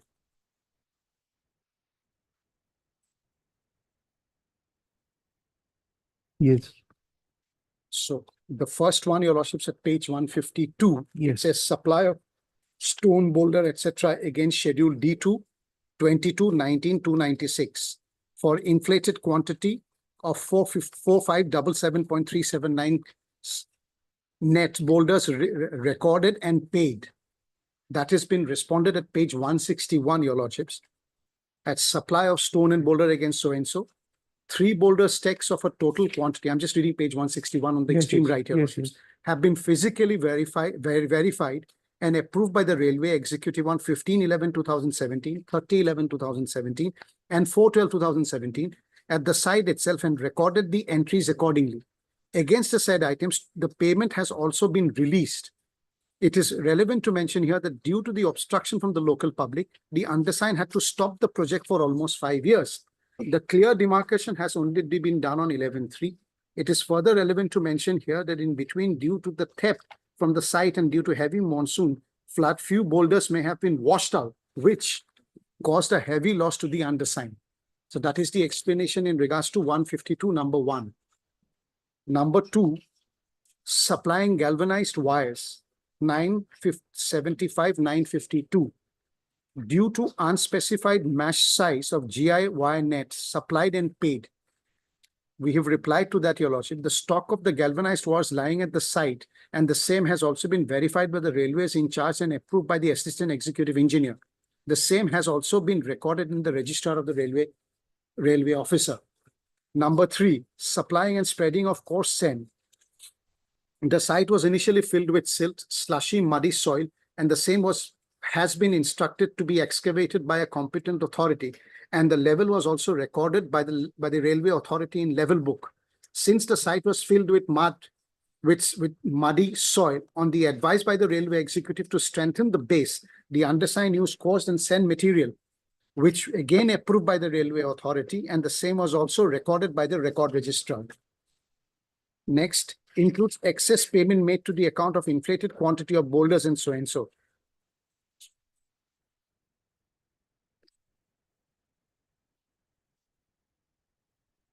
Then it further says, in regards to this, the railway authority and note presents, GI wires and net irregularities of VVC 1 bill undersigned accordingly.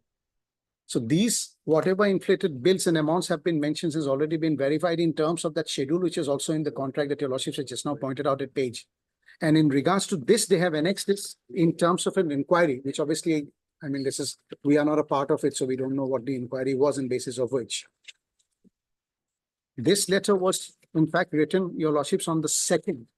The notice was on 23rd of May 2022, where they raised a demand notice. And before this reply had gone, because I was only intimated about the letters and the other accompanying letters subsequently, on 30th of May, your lordships, that's at page 154, they have deducted the amount without an explanation to that reply of mine from a different contract. That's at page 154.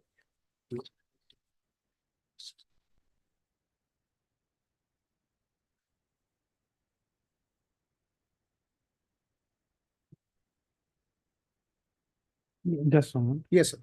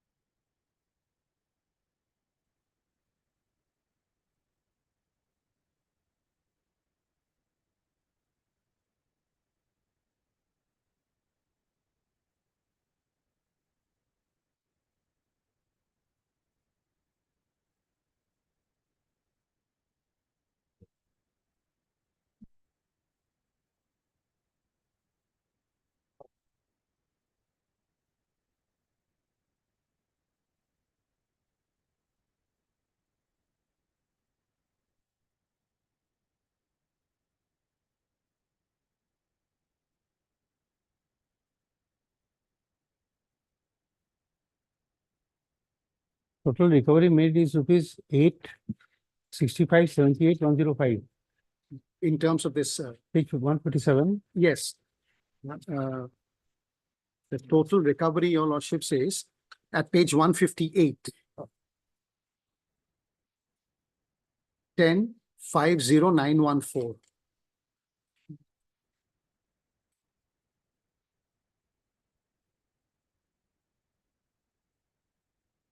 And at the left, they have said that recovery made as per CVO 10, 10,50914, 10 lakhs, 50,914. This is not completely recovered. What do you mean recovered?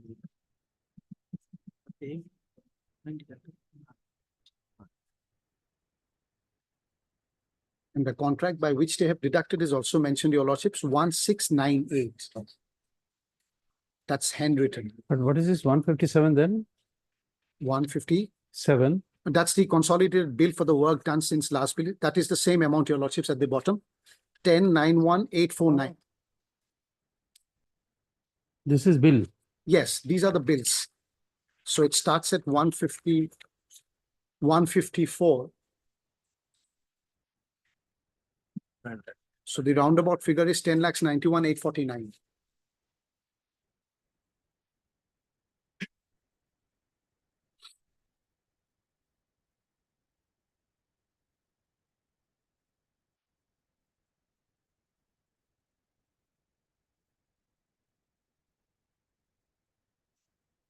This bill is 876, 69,955. Yes, that is the initial amount.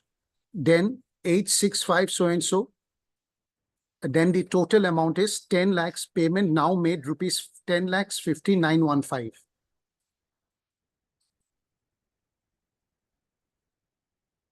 No, this is net value of work done since last bill. Yes, since the last bill. This is what it says, your lordship, net value of work done since last bill. And that is, No, that means recovered amount is, total recovered amount is 1065, sorry, 865, 78,105. Page 157. Second last entry.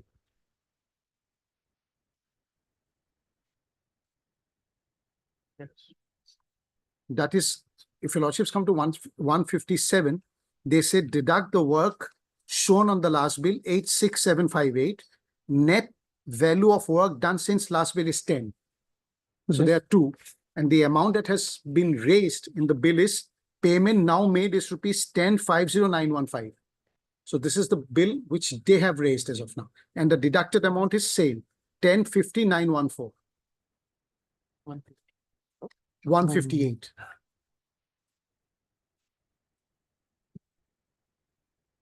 No, page 154 Yes, is number of this bill is CC. 1689. This is a different contract. No.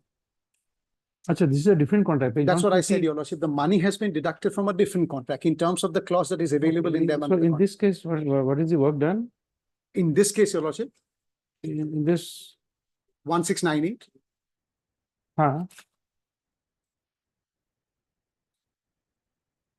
That in terms of their affidavit, your lordships,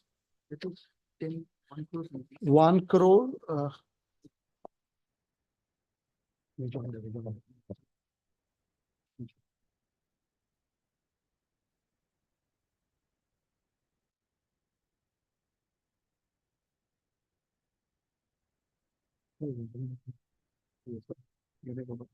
I just tell you, it's here. I'll just tell you, lordship. Work actually executed an amount of 1 crore 09 88,424. just a moment. This is where, which page? This is in that affidavit rejoinder which they have filed. Which page? That's at page 43, running page, internal 13. In that IA. Yes, the reply to the I, rejoinder, sorry.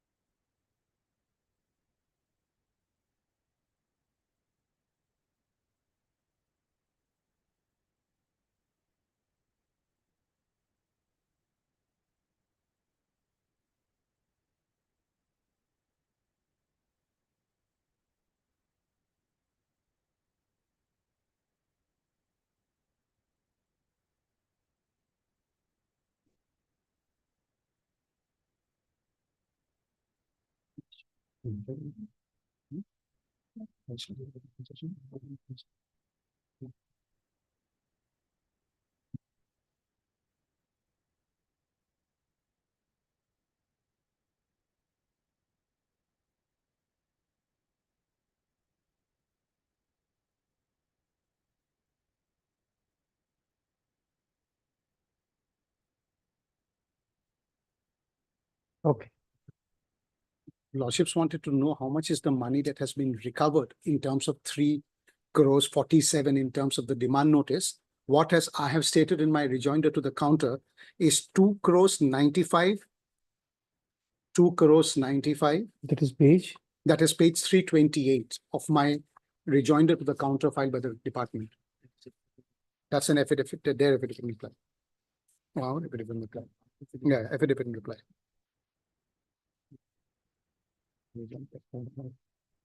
Yes, Kumar. Page 328.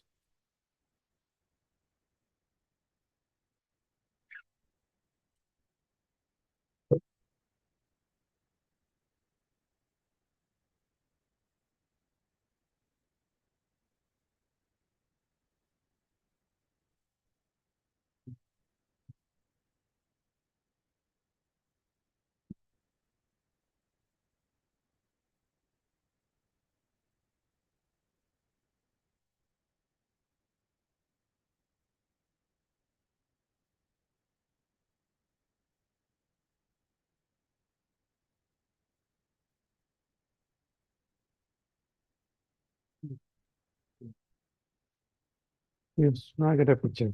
Yes. So in terms of that, Your Lordship, the deduction happened on 30th of May. And it's been deducted from a different contract. This contract is 6798, the deduction is from 89.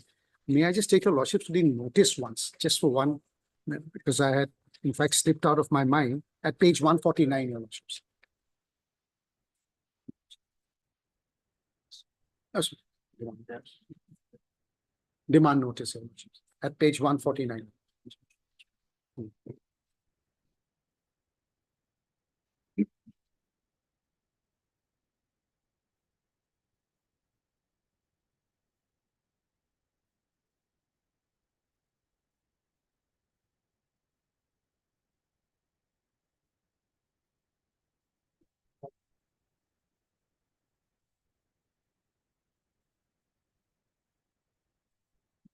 Yes. Yes, please find enclosed herewith the letter along with the enclosures. The enclosures are what we have not received. Along with this, the reference under reference, which is self-explanatory. In this regard, it is requested to deposit the recoverable amount of 3 crores 47 so and so to the railway within the period as stipulated in the above letter, with an intimation to the undersigned. The next line says, as such, you are requested to deposit the above recoverable amount within the stipulated period. So there was no time given when to deposit it. There was no prior show cause to this. And when I replied to this on 2nd, which I just now showed Your Lordships, they have already deducted on 30th of May. So that is what I was trying to show Your Lordships, that where the arbitrariness is. And they have not even complied 62.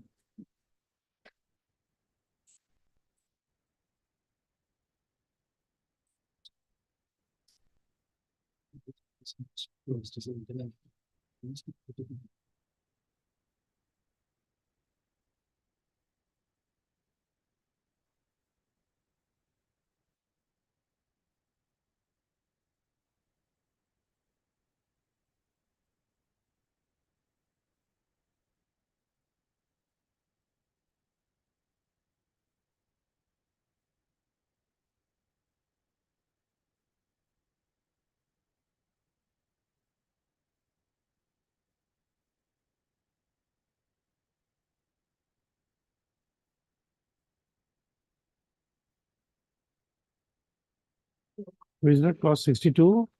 Yes, this Your Lordships is. That Your Lordships is available at.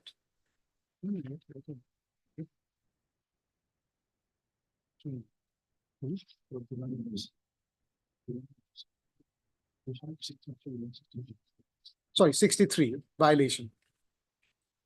which I read in the contract, Your Lordships. 63, Yes, page 84. yes, page 84.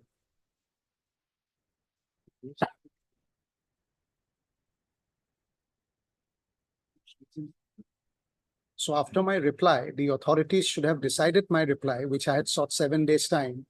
So that was not done.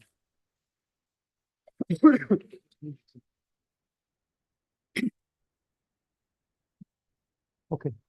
And then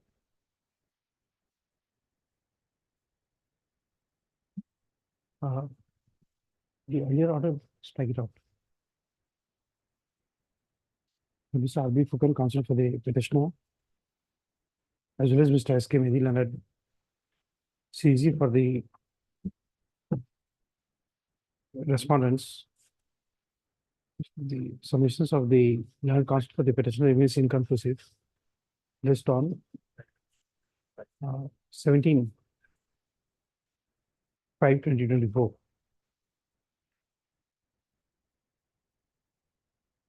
for further hearing. For further hearing.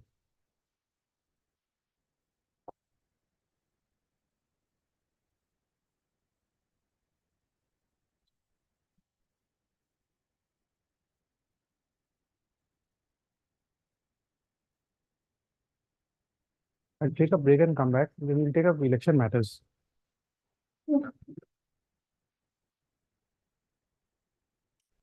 Your Lordship, I had item number 7. But Your Lordship is also having a full bench. Can we have it on some other day with the consent of the other side? Those all will be rolled over. I'm not fixing a date. Can it be on 21st? I've been traveling, so 21st of this. I'm not fixing a date, but there's some difficulty. I'll ask the registrar to look into it. Much.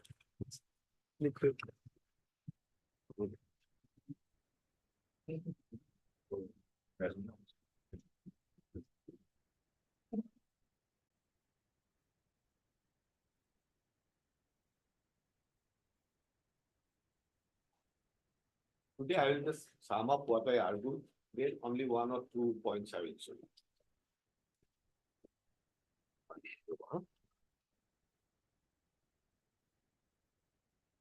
That is, the election law jurisprudence in India basically started developing from 1966, when the RP Act was amended to shift the trial of the election petition from the tribunal to the High Court. After it came to High Court, actually the jurisprudence started developing. In the later part of 70s, 80s and early part of 90s, actually the development took place. First issue was, my lord, how it all developed, my lord, so that I can make a connection. Initially, because there will be no necessity of reading through all this Rajiv Gandhi. Initially, an issue was there that since section 86 of the RP Act specified 3 sections, 81, 82, and the last cost section for dismissing an election petition at the threshold. This is statute provides. The first development that took place, whether in the absence of material facts and particulars, the election petition can be dismissed at the threshold. That was the first development that took place in 80s in Rajiv Gandhi, then Dharti Pukar and F. Sapa. It was said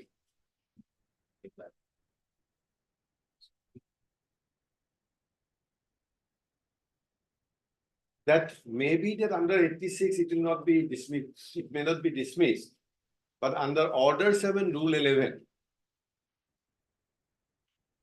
an election petition can be dismissed for violation of section 83. Then we come across further development. Further development was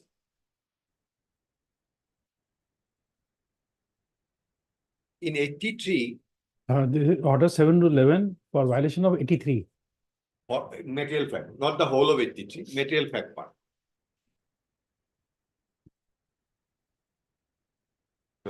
I think my lord, it will be more convenient for me if I put No, that. it's same okay. line.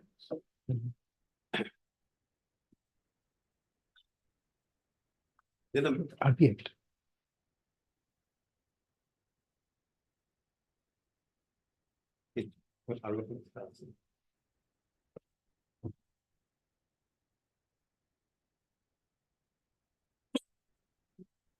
Your lordship will see first 86, how it developed. The High Court, I'm sorry, Yes. the High Court shall dismiss an election petition which does not comply with the provision of 81, 82, 83 is not mentioned. So it is at the threshold. Your lordship don't know, this is 86 provision. That's why I was submitting how the development started taking place. Now, an issue came for consideration later on in the mid-80s. That whether for violation of 83, an election petition can be dismissed. Then it was held by the Apex Court, since the CPC procedure is applicable, if it is not disclosing a cause of action because of non-disclosure of material facts, it can be dismissed. Now, another development took place. 83, we get mainly two parts. That election petition has to have material facts and material particulars. More particularly when this is a corrupt practice. Material facts is always necessary. The third development that took place in the election jurisprudence, whether material particulars can be introduced later. That means whether material facts, it is understandable, material facts can also. Then it was held that if material facts has to be there, material facts, particulars can be amplified. Suppose I say in the Panbajar Sariali, Mr. X saw distribution of money. Later on, he says, in Sanmari Sariali also, there was distribution. He can bring it. Amplification.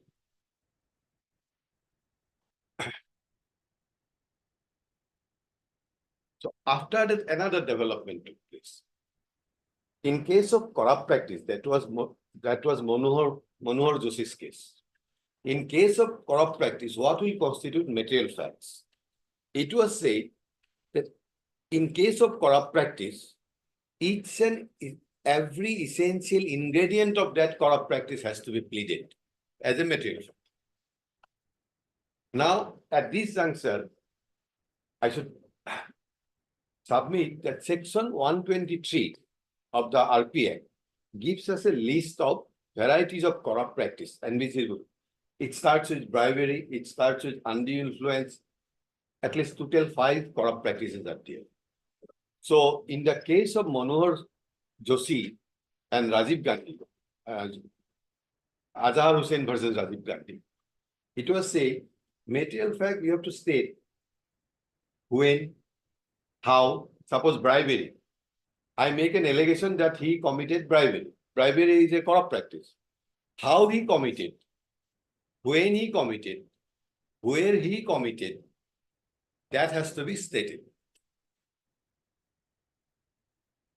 So here, there is a small line of demarcation between facts and particulars.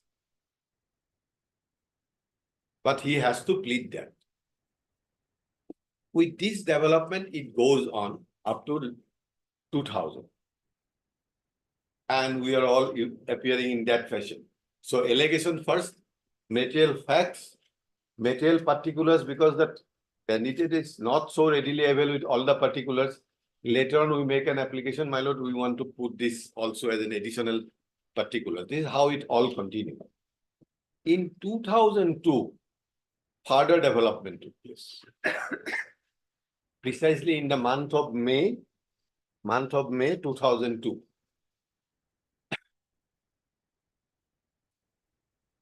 In 2002, that case was Association of Democratic Reforms.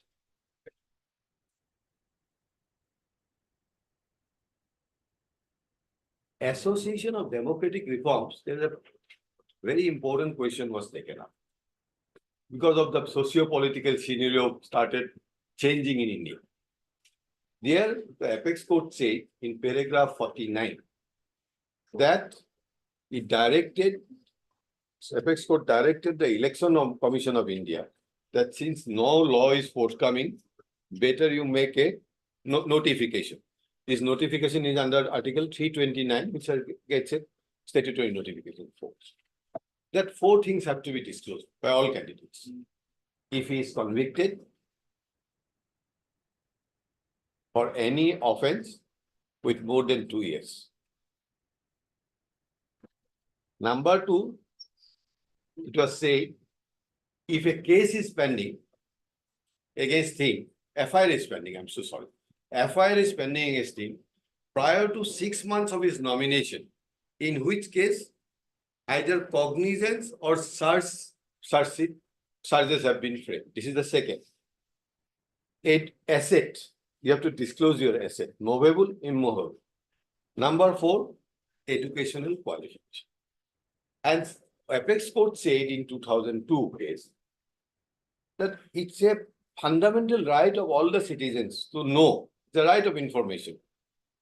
But in that particular case, while directing Election Commission of India that you make arrangements for the notification, apex court did not lay down what will be the consequences of not disclosing this. And the then government felt in 2002 that instead of leaving this thing, we better take it to ourselves. An ordinance was made, a law was passed. Section 33A and Section 33B were introduced to the RPI.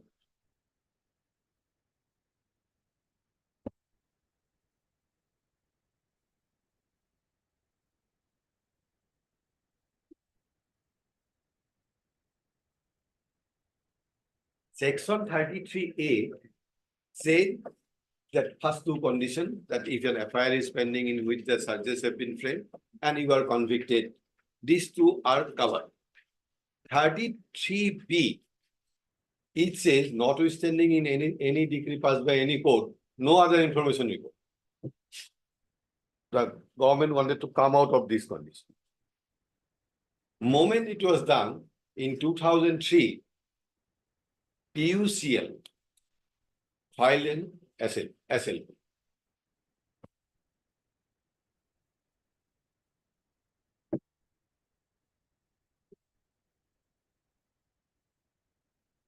Sorry, my lord, if your lordship can rely on me as a statement from the bar, because I will not go to each and every. 2003, in the month of August, the apex court struck down this 33B. That means we go back to a position under 33A, you have to disclose your criminal antecedent along with these remaining 3 and 4. But in PUCL case also, we do not find what will be the consequences of non-disclosure. It remains silent. Then 2003 August to 2014, almost a decade went. In Punjab, most of the candidates started developing a habit of keeping it blank. So another SLP was filed in High Court, Delhi High Court, then it went to apex court, saying that keeping blank is informing or not informing. That was in Resurgence India. Hello, I may not remember the name correctly, but your lordship can take this statement. I remember, once you were saying that coming back to the memory. Because sometimes names goes out of my head. Most probably Resurgence of Resurgence of India said no. If you keep this as blank, it will be a corrupt practice. Now at this juncture, corrupt practice of undue influence.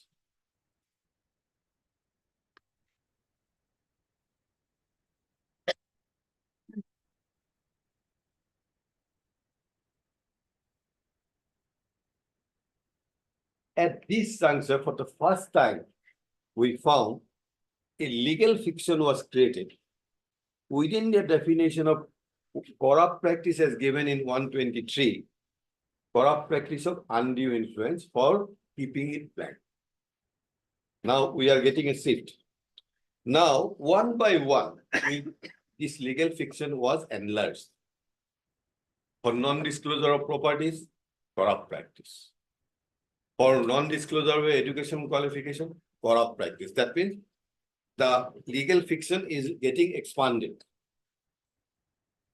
This way, it comes to, in many of the courts, it's a corrupt practice.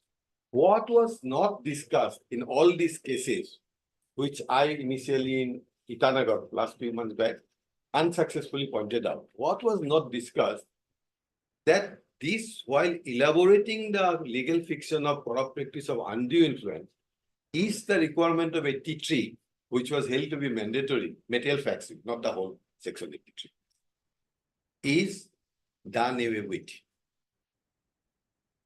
So, at the time of hearing, I appeared in Itanagar, but unsuccessfully. And here also one election petition was there. Eventually, that came to Apex Court into one in regular appeal under 116, one is in SLP. Regular appeal as regular Itanagar. There the Apex Court say, relying on that Azhar who said again, you make an allegation, you give all documents, but there has to be supporting material facts. And then my argument that was not here in Itanagar was, I was expanding in way that Apex Court has said that non-disclosure of assets is a corrupt practice, movable or immovable. Then I say, because in this first case was that, first case, my lord, that 2002, when the property has to be declared, property can be of two types, movable or immovable. Suppose I have a pen today, I do not disclose. Is it a corrupt practice? I have a one lessa of land, I did not disclose.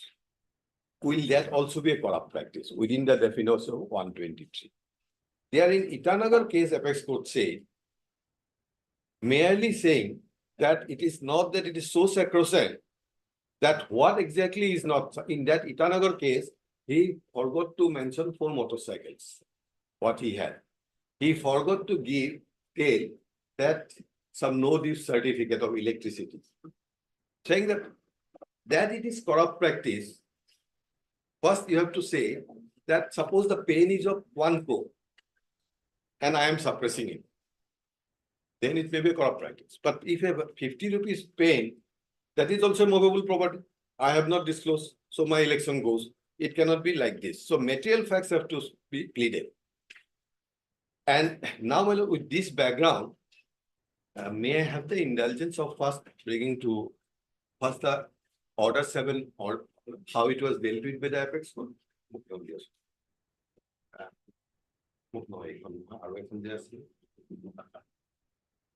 Well, in a hurriedly, I have made this, but only the orders. Other earlier orders, your lordship already knows. Page 77. You have it.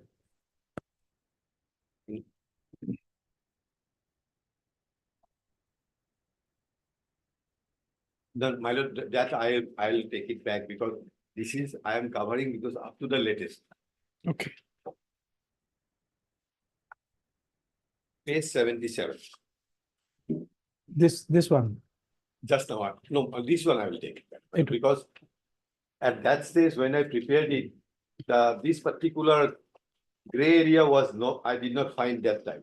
Okay, but we'll give you after some time because there are Fine, markings fine, here fine. so that I can. In the new one, I have at page 77. Ah. New one, just now I have submitted. Hmm. Page 77 is the latest decision. I'm going to deal with it.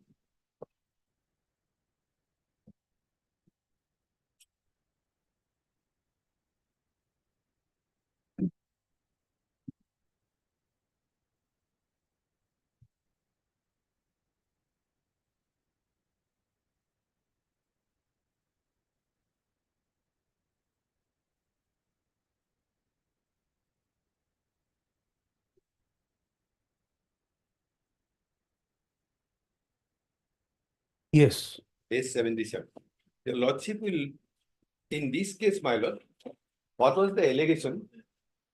Just if I can submit now. The allegation was this particular gentleman who was a return candidate. Allegation was that he has falsely declared his educational qualification. There are 4 allegations. Yes. 4 allegations: non-declaration of educational qualification, a false declaration, I'm sorry.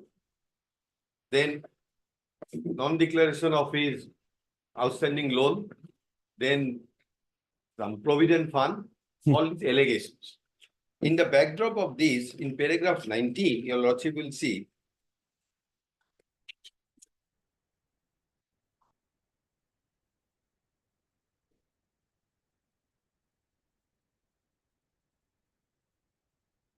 Yes. Has your lordship. Now, from the reading of the election petition, it emerges that the respondent number 1 has made veiled and vague allegations in the election petition without stating the material fact. Reading page 90. Page 93. The judgment begins at page 77. Paragraph 19. Yes. May I read, well? Yes.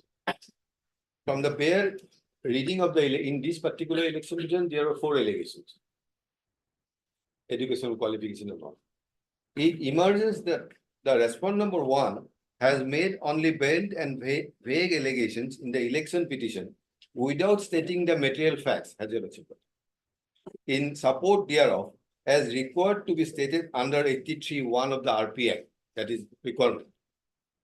Apart from the fact that none of the allegations with regard to false statements and suppression and misrepresentation of facts allegedly made by the respondent number 1 with regard to his educational qualification or with regard to his liability in respect of loan availed by him for his partnership firm or with regard to his default in depositing employer's contribution to provident fund would fall within the definition of corrupt practice of undue influence as envisaged under 123 of the RP Act.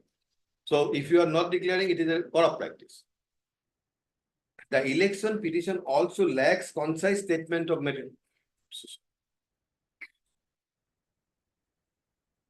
It will be nonetheless a corrupt practice, but election petition also lacks concise statement of material facts as contemplated in 83A and lacks full particulars of alleged corrupt practice as contemplated in 83B. Now paragraph 20, madam. So far as the allegations of corrupt practice are concerned, has it? Yes. So far the allegations of corrupt practice are concerned, the respondent number 1 was required to make concise statement of material facts as to how the appellant had indulged into corrupt practice of undue influence by directly or indirectly interfering or attempted to interfere with the free exercise of its electoral right as a lodgement. That means we are going back to Azhar Hussain and Rajiv Gandhi stage again. Mere veiled and vague allegations without any basis would not be sufficient compliance of the requirement of making a concise statement of the material facts in the election petition. The material facts, which are primary and basic facts, have to be pleaded in support of the case set up by the election petitioner to show his cause of action. Any omission of a single material fact would lead to an incomplete cause of action, entitling the returned candidate to pray for dismissal of the election petition under Order 7, Rule 11, CPC, read with Section 83(1)A of the RP Act. The said legal position has been well settled by Azhar Hussain. That means the first development, we are getting it back. Wherein this court, after referring to earlier pronouncement in Samant Balakrishna and another versus George Fernandez and Sri Uddhav Singh, observed that the omission of a single material fact would lead to incomplete cause of action and that an election petition without material fact is not an election petition at all.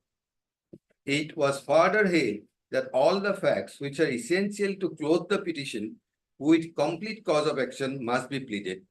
an omission of even a single material fact would amount to disobedience of a mandate of 83(1)(a) of the Act and an election. Can I just pause here for a minute? Yes. In the present case, which I am arguing before your lordship is, suppose for example, I'll come to it later. In the present case, the first allegation is that I have disclosed one FIR, 3 FIRs I have not disclosed.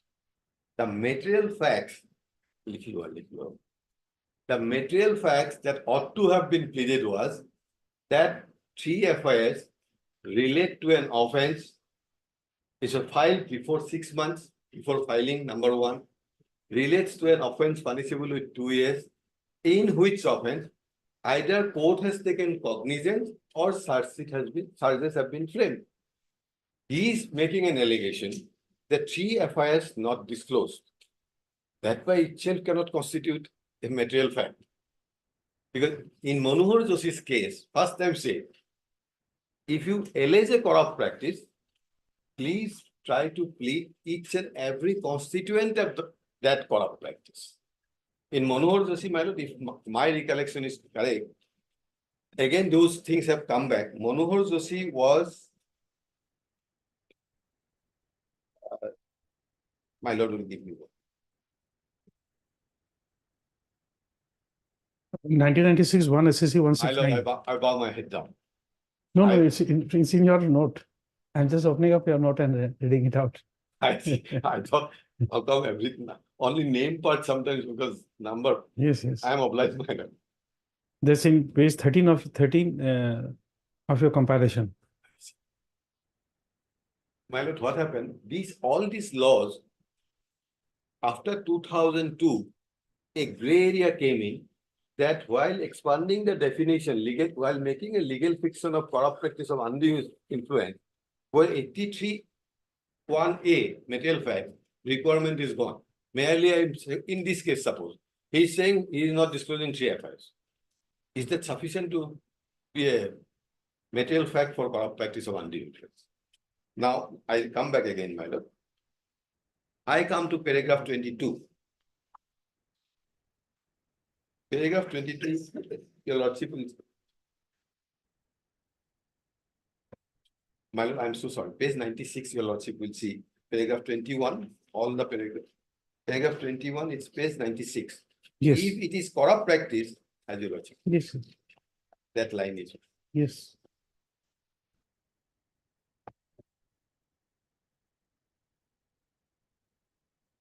Yes, Paragraph 21, last sentence. If it is corrupt practice, as your lordship. Hmm. If it is corrupt practice in the nature of undue influence, the pleadings must take full particulars with regard to the direct or indirect interference or attempt to interfere by the candidate with free exercise of any electoral right as stated in 123 of the Act. We are afraid Mr. Gupta has failed to point out from the pleadings of the election petition as to how the appellant had interfered, how, in what manner, nothing was there in that petition, attempted to interfere with the free act. If I recollect correctly, my lord, like this petition, in the other petition also, there was allegation that he has not passed BA, that he has not disclosed this bank account. But how it ultimately interfered with the free exercise of electoral right, that was not clear. Now, this court has said that it was disagreed. Paragraph 22. So far as the ground of in clause D 101 of the Act with regard to improper this problem will be there in the present case also. Improper acceptance also they have said, but this is the problem. So far as the ground contained in clause D of section 101 of the Act with regard to improper acceptance of the nomination of the appellant is concerned, there is not a single averment made in the election petition how the result of the election, in so far as the appellant was concerned, was materially affected by the improper acceptance. That also will be a part of the cause of action.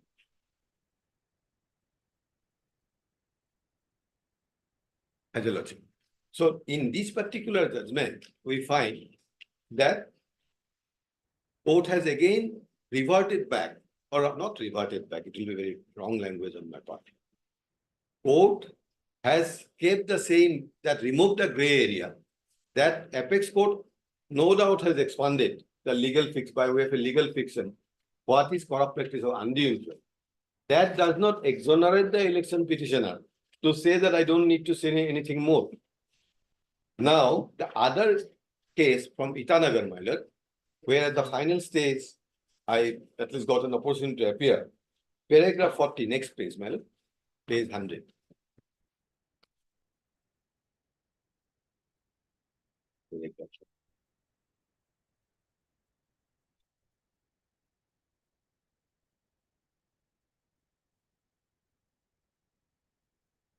They are all Lopori and all this.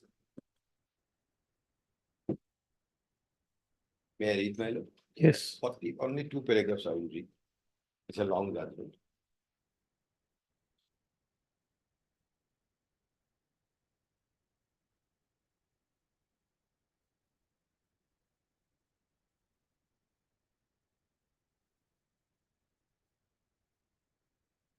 Here in this case, the allegation was there are fourfold allegations were leveled. Number one, I have not disclosed the motorcycles. Number two, I have not disclosed about my government accommodation, electricity bills, and all these allegations. In paragraph 40, as you Yes. Mary, having considered the issue, we are of the firm view that every defect in the nomination cannot straightway be termed to be of such character as to render its acceptance improper. I'll just take one. Yes. Your Lordship.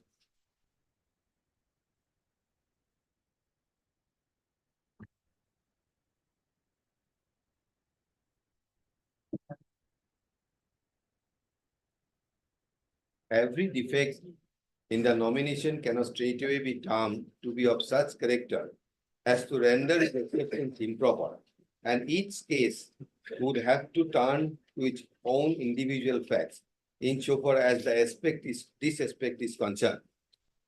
The case law on the subject also manifests that this court has always drawn a distinction between non-disclosure of substantial issues as well, may I request my learned colleague to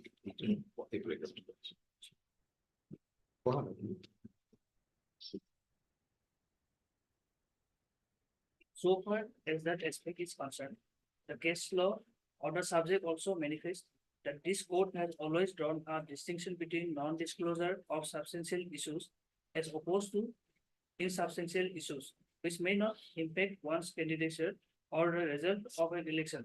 The very fact that Section 36(4) of the Act of 1951 speaks of the returning officer not rejecting a nomination unless he is of the opinion that the defect is of a substantial nature demonstrates that this distinction must always be kept in mind, and there is no absolute mandate that every non-disclosure, irrespective of its gravity and impact, would automatically amount to a defect of substantial nature, thereby materially affecting the result of the election or amounting to undue influence so as to qualify as a corrupt practice. in this case, my lord, I had a query within myself that movable property, if I carry a pen of 50 rupees and I carry a pen of 1 crore, definitely it will make a difference. Which have to, now, here this particular paragraph 44, your lordship will kindly look at paragraph 44.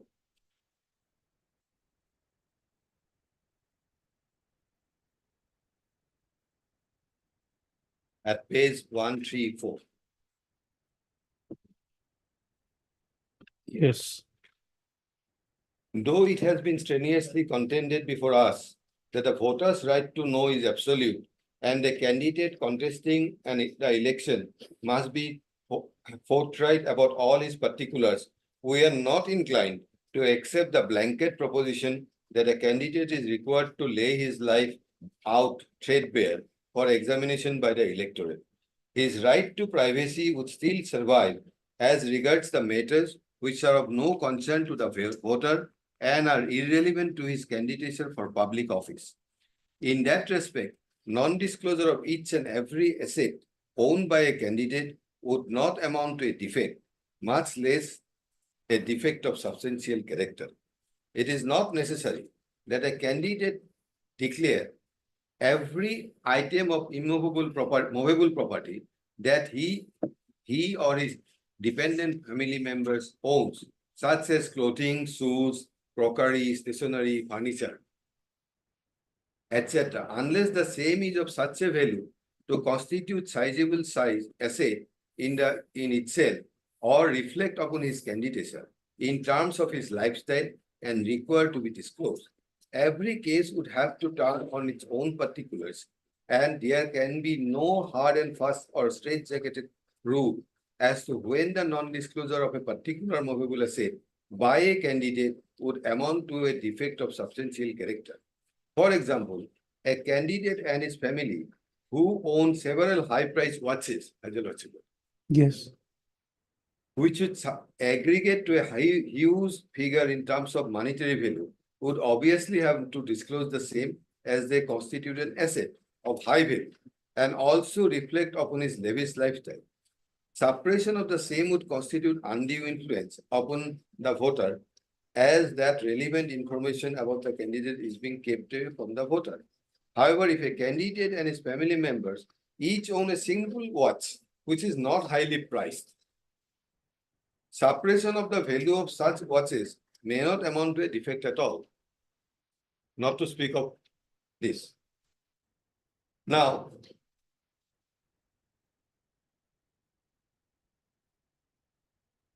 we are finding a shift in the stand. Initial series of cases was, moment someone says allegation that this you have not disclosed, that you have not disclosed, therefore a corrupt practice of undue influence. Therefore, it is not so. You have to plead the material facts, amplify the material, give some material particulars, later on amplify it. But facts have to be did. Now, coming to the present case, what has happened, your lordship will see at page number 60, there are first allegation, FIR. FIR, I have just now said that first you should say that, because I have dealt with allegation wise. Now, another aspect, sorry.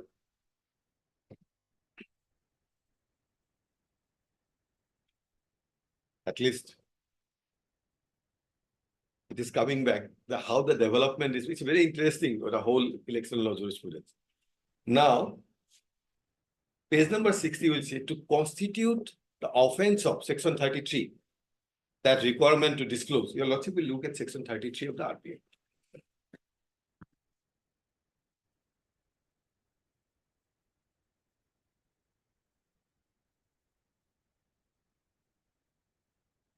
Capital. Yes.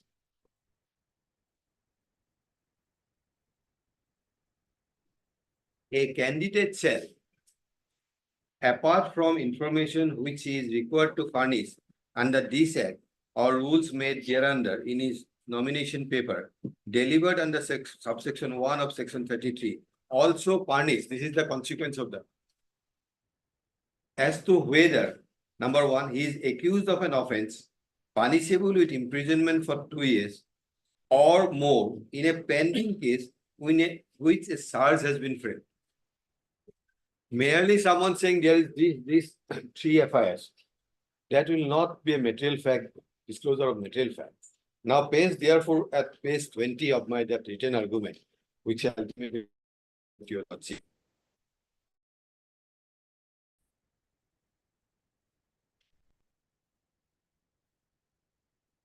I have stated, because violation of 33 is a corrupt practice of undue influence. Now, prior to 6 months of filing nomination, I have broken up the section as a lordship. Then I have referred to the judgments Then I have, for this purpose, apart from this, at page 22, I have relied on hydrology. This judgment, including this recent two judgments. Now, next page is, my lord, allegation of suppression of movable and immovable assets. Hydrology. At page 24. What has happened? Let me submit my like this. He says regarding movables, his allegation that I have not, why I have disclosed my non-agricultural land. But in one column, what is the, how much investment you have done for developing that land? I have said nil. Next, he is referring to that in the other column, I have stated that I have now make a hypothesis that I have invested money in that land. So why I have said it nil? He has gone on a hypothesis. It cannot be, election petition cannot be a hypothesis. That I bought a non-agricultural land, I invested money. But he cannot think of a situation where I have checked up that I have bought the non-agricultural along with the land. There was no further investment. So there he says that this is a substantial defect. 36.4. This is a defect of in paragraph 24, my lord. Yes, He makes and a there. specific thing that it's a defect of substantial defect. Now, if it is substantial defect, which results in improper acceptance of nomination paper, he has failed to plead that how the election was materially affected, the last sentence, as a lordship put it. Yes. If it is improper, let me go by his story, that it is improper acceptance. And let me also accept his suggestion that it is a substantial defect, which obviously has to result in improper acceptance of nomination paper.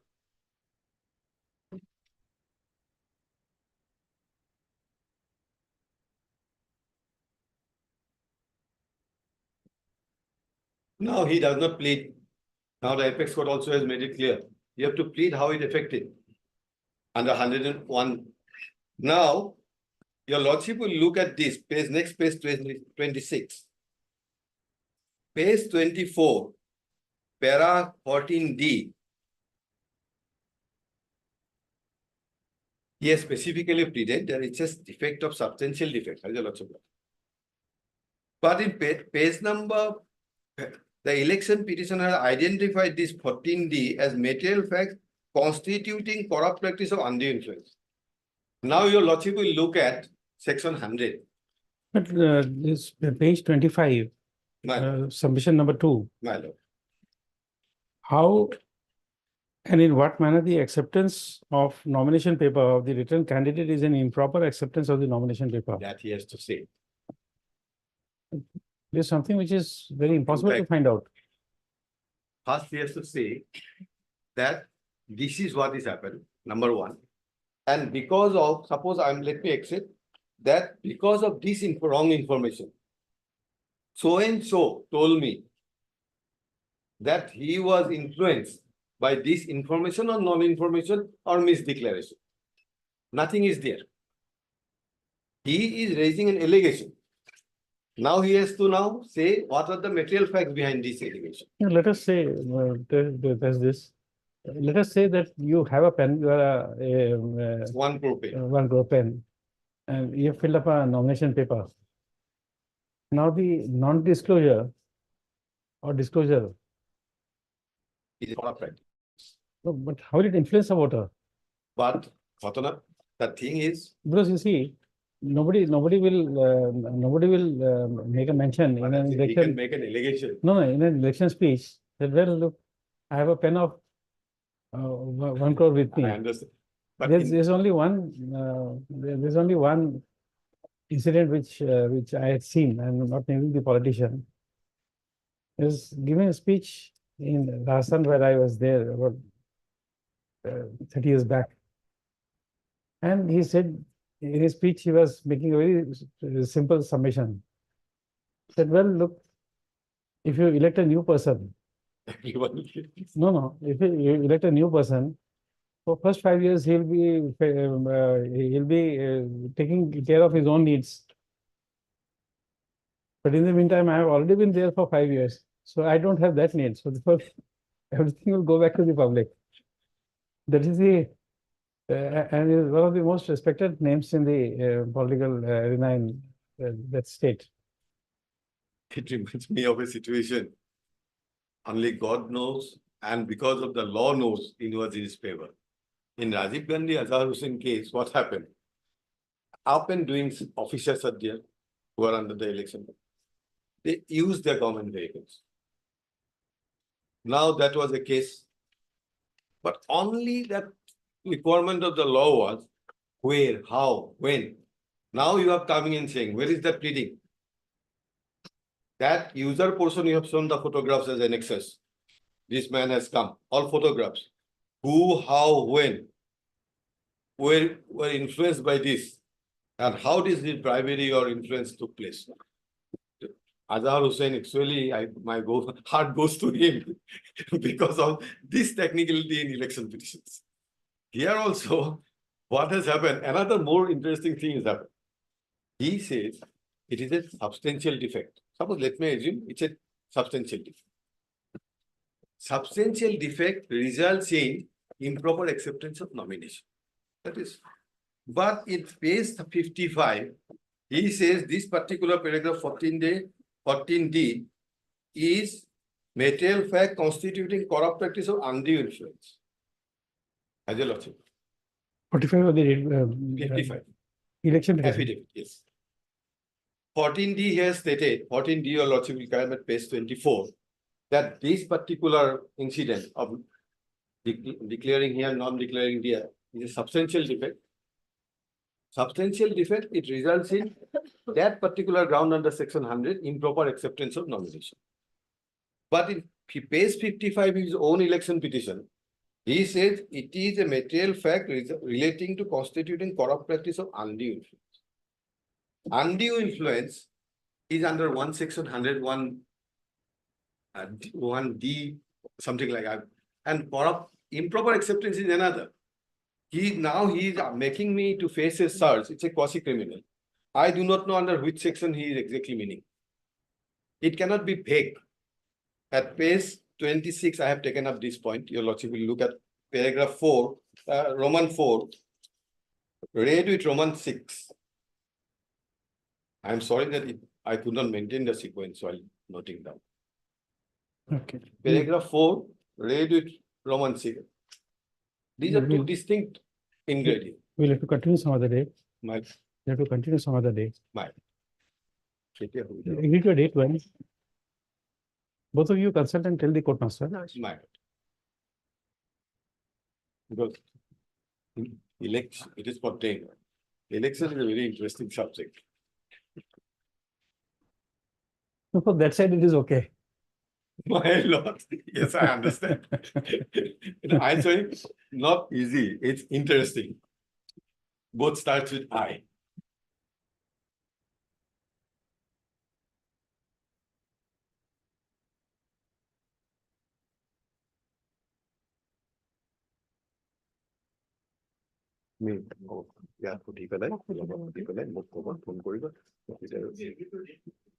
My lordship.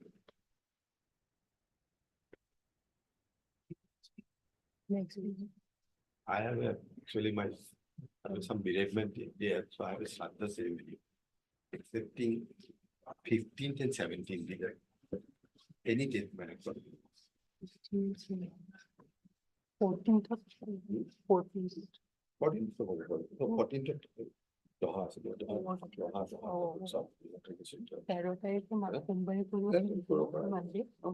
Lordship, 13th Monday, if it's not inconvenient for lordship. Monday will be inconvenient because it's motion day. Hearing days I am avoiding, but motion day if I can devote. 16th and 17th. Six. Thursday. Lordship on 16th. 16th. Since it's a hearing day, Lordship. Okay. The submissions of Mr. K.B. Patak, Senior Counsel, assisted by Mr. I. Hi, Kalita, I'm sorry. I, Kalita, counsel for the petitioner remains inconclusive. In substitution of the earlier giving compilation, comma, the senior counsel for the petitioner has placed on record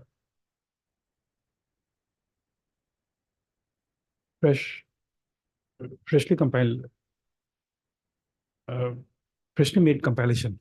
The same is kept as a part of record. Ms. R. Berber and counsel for the respondent is present.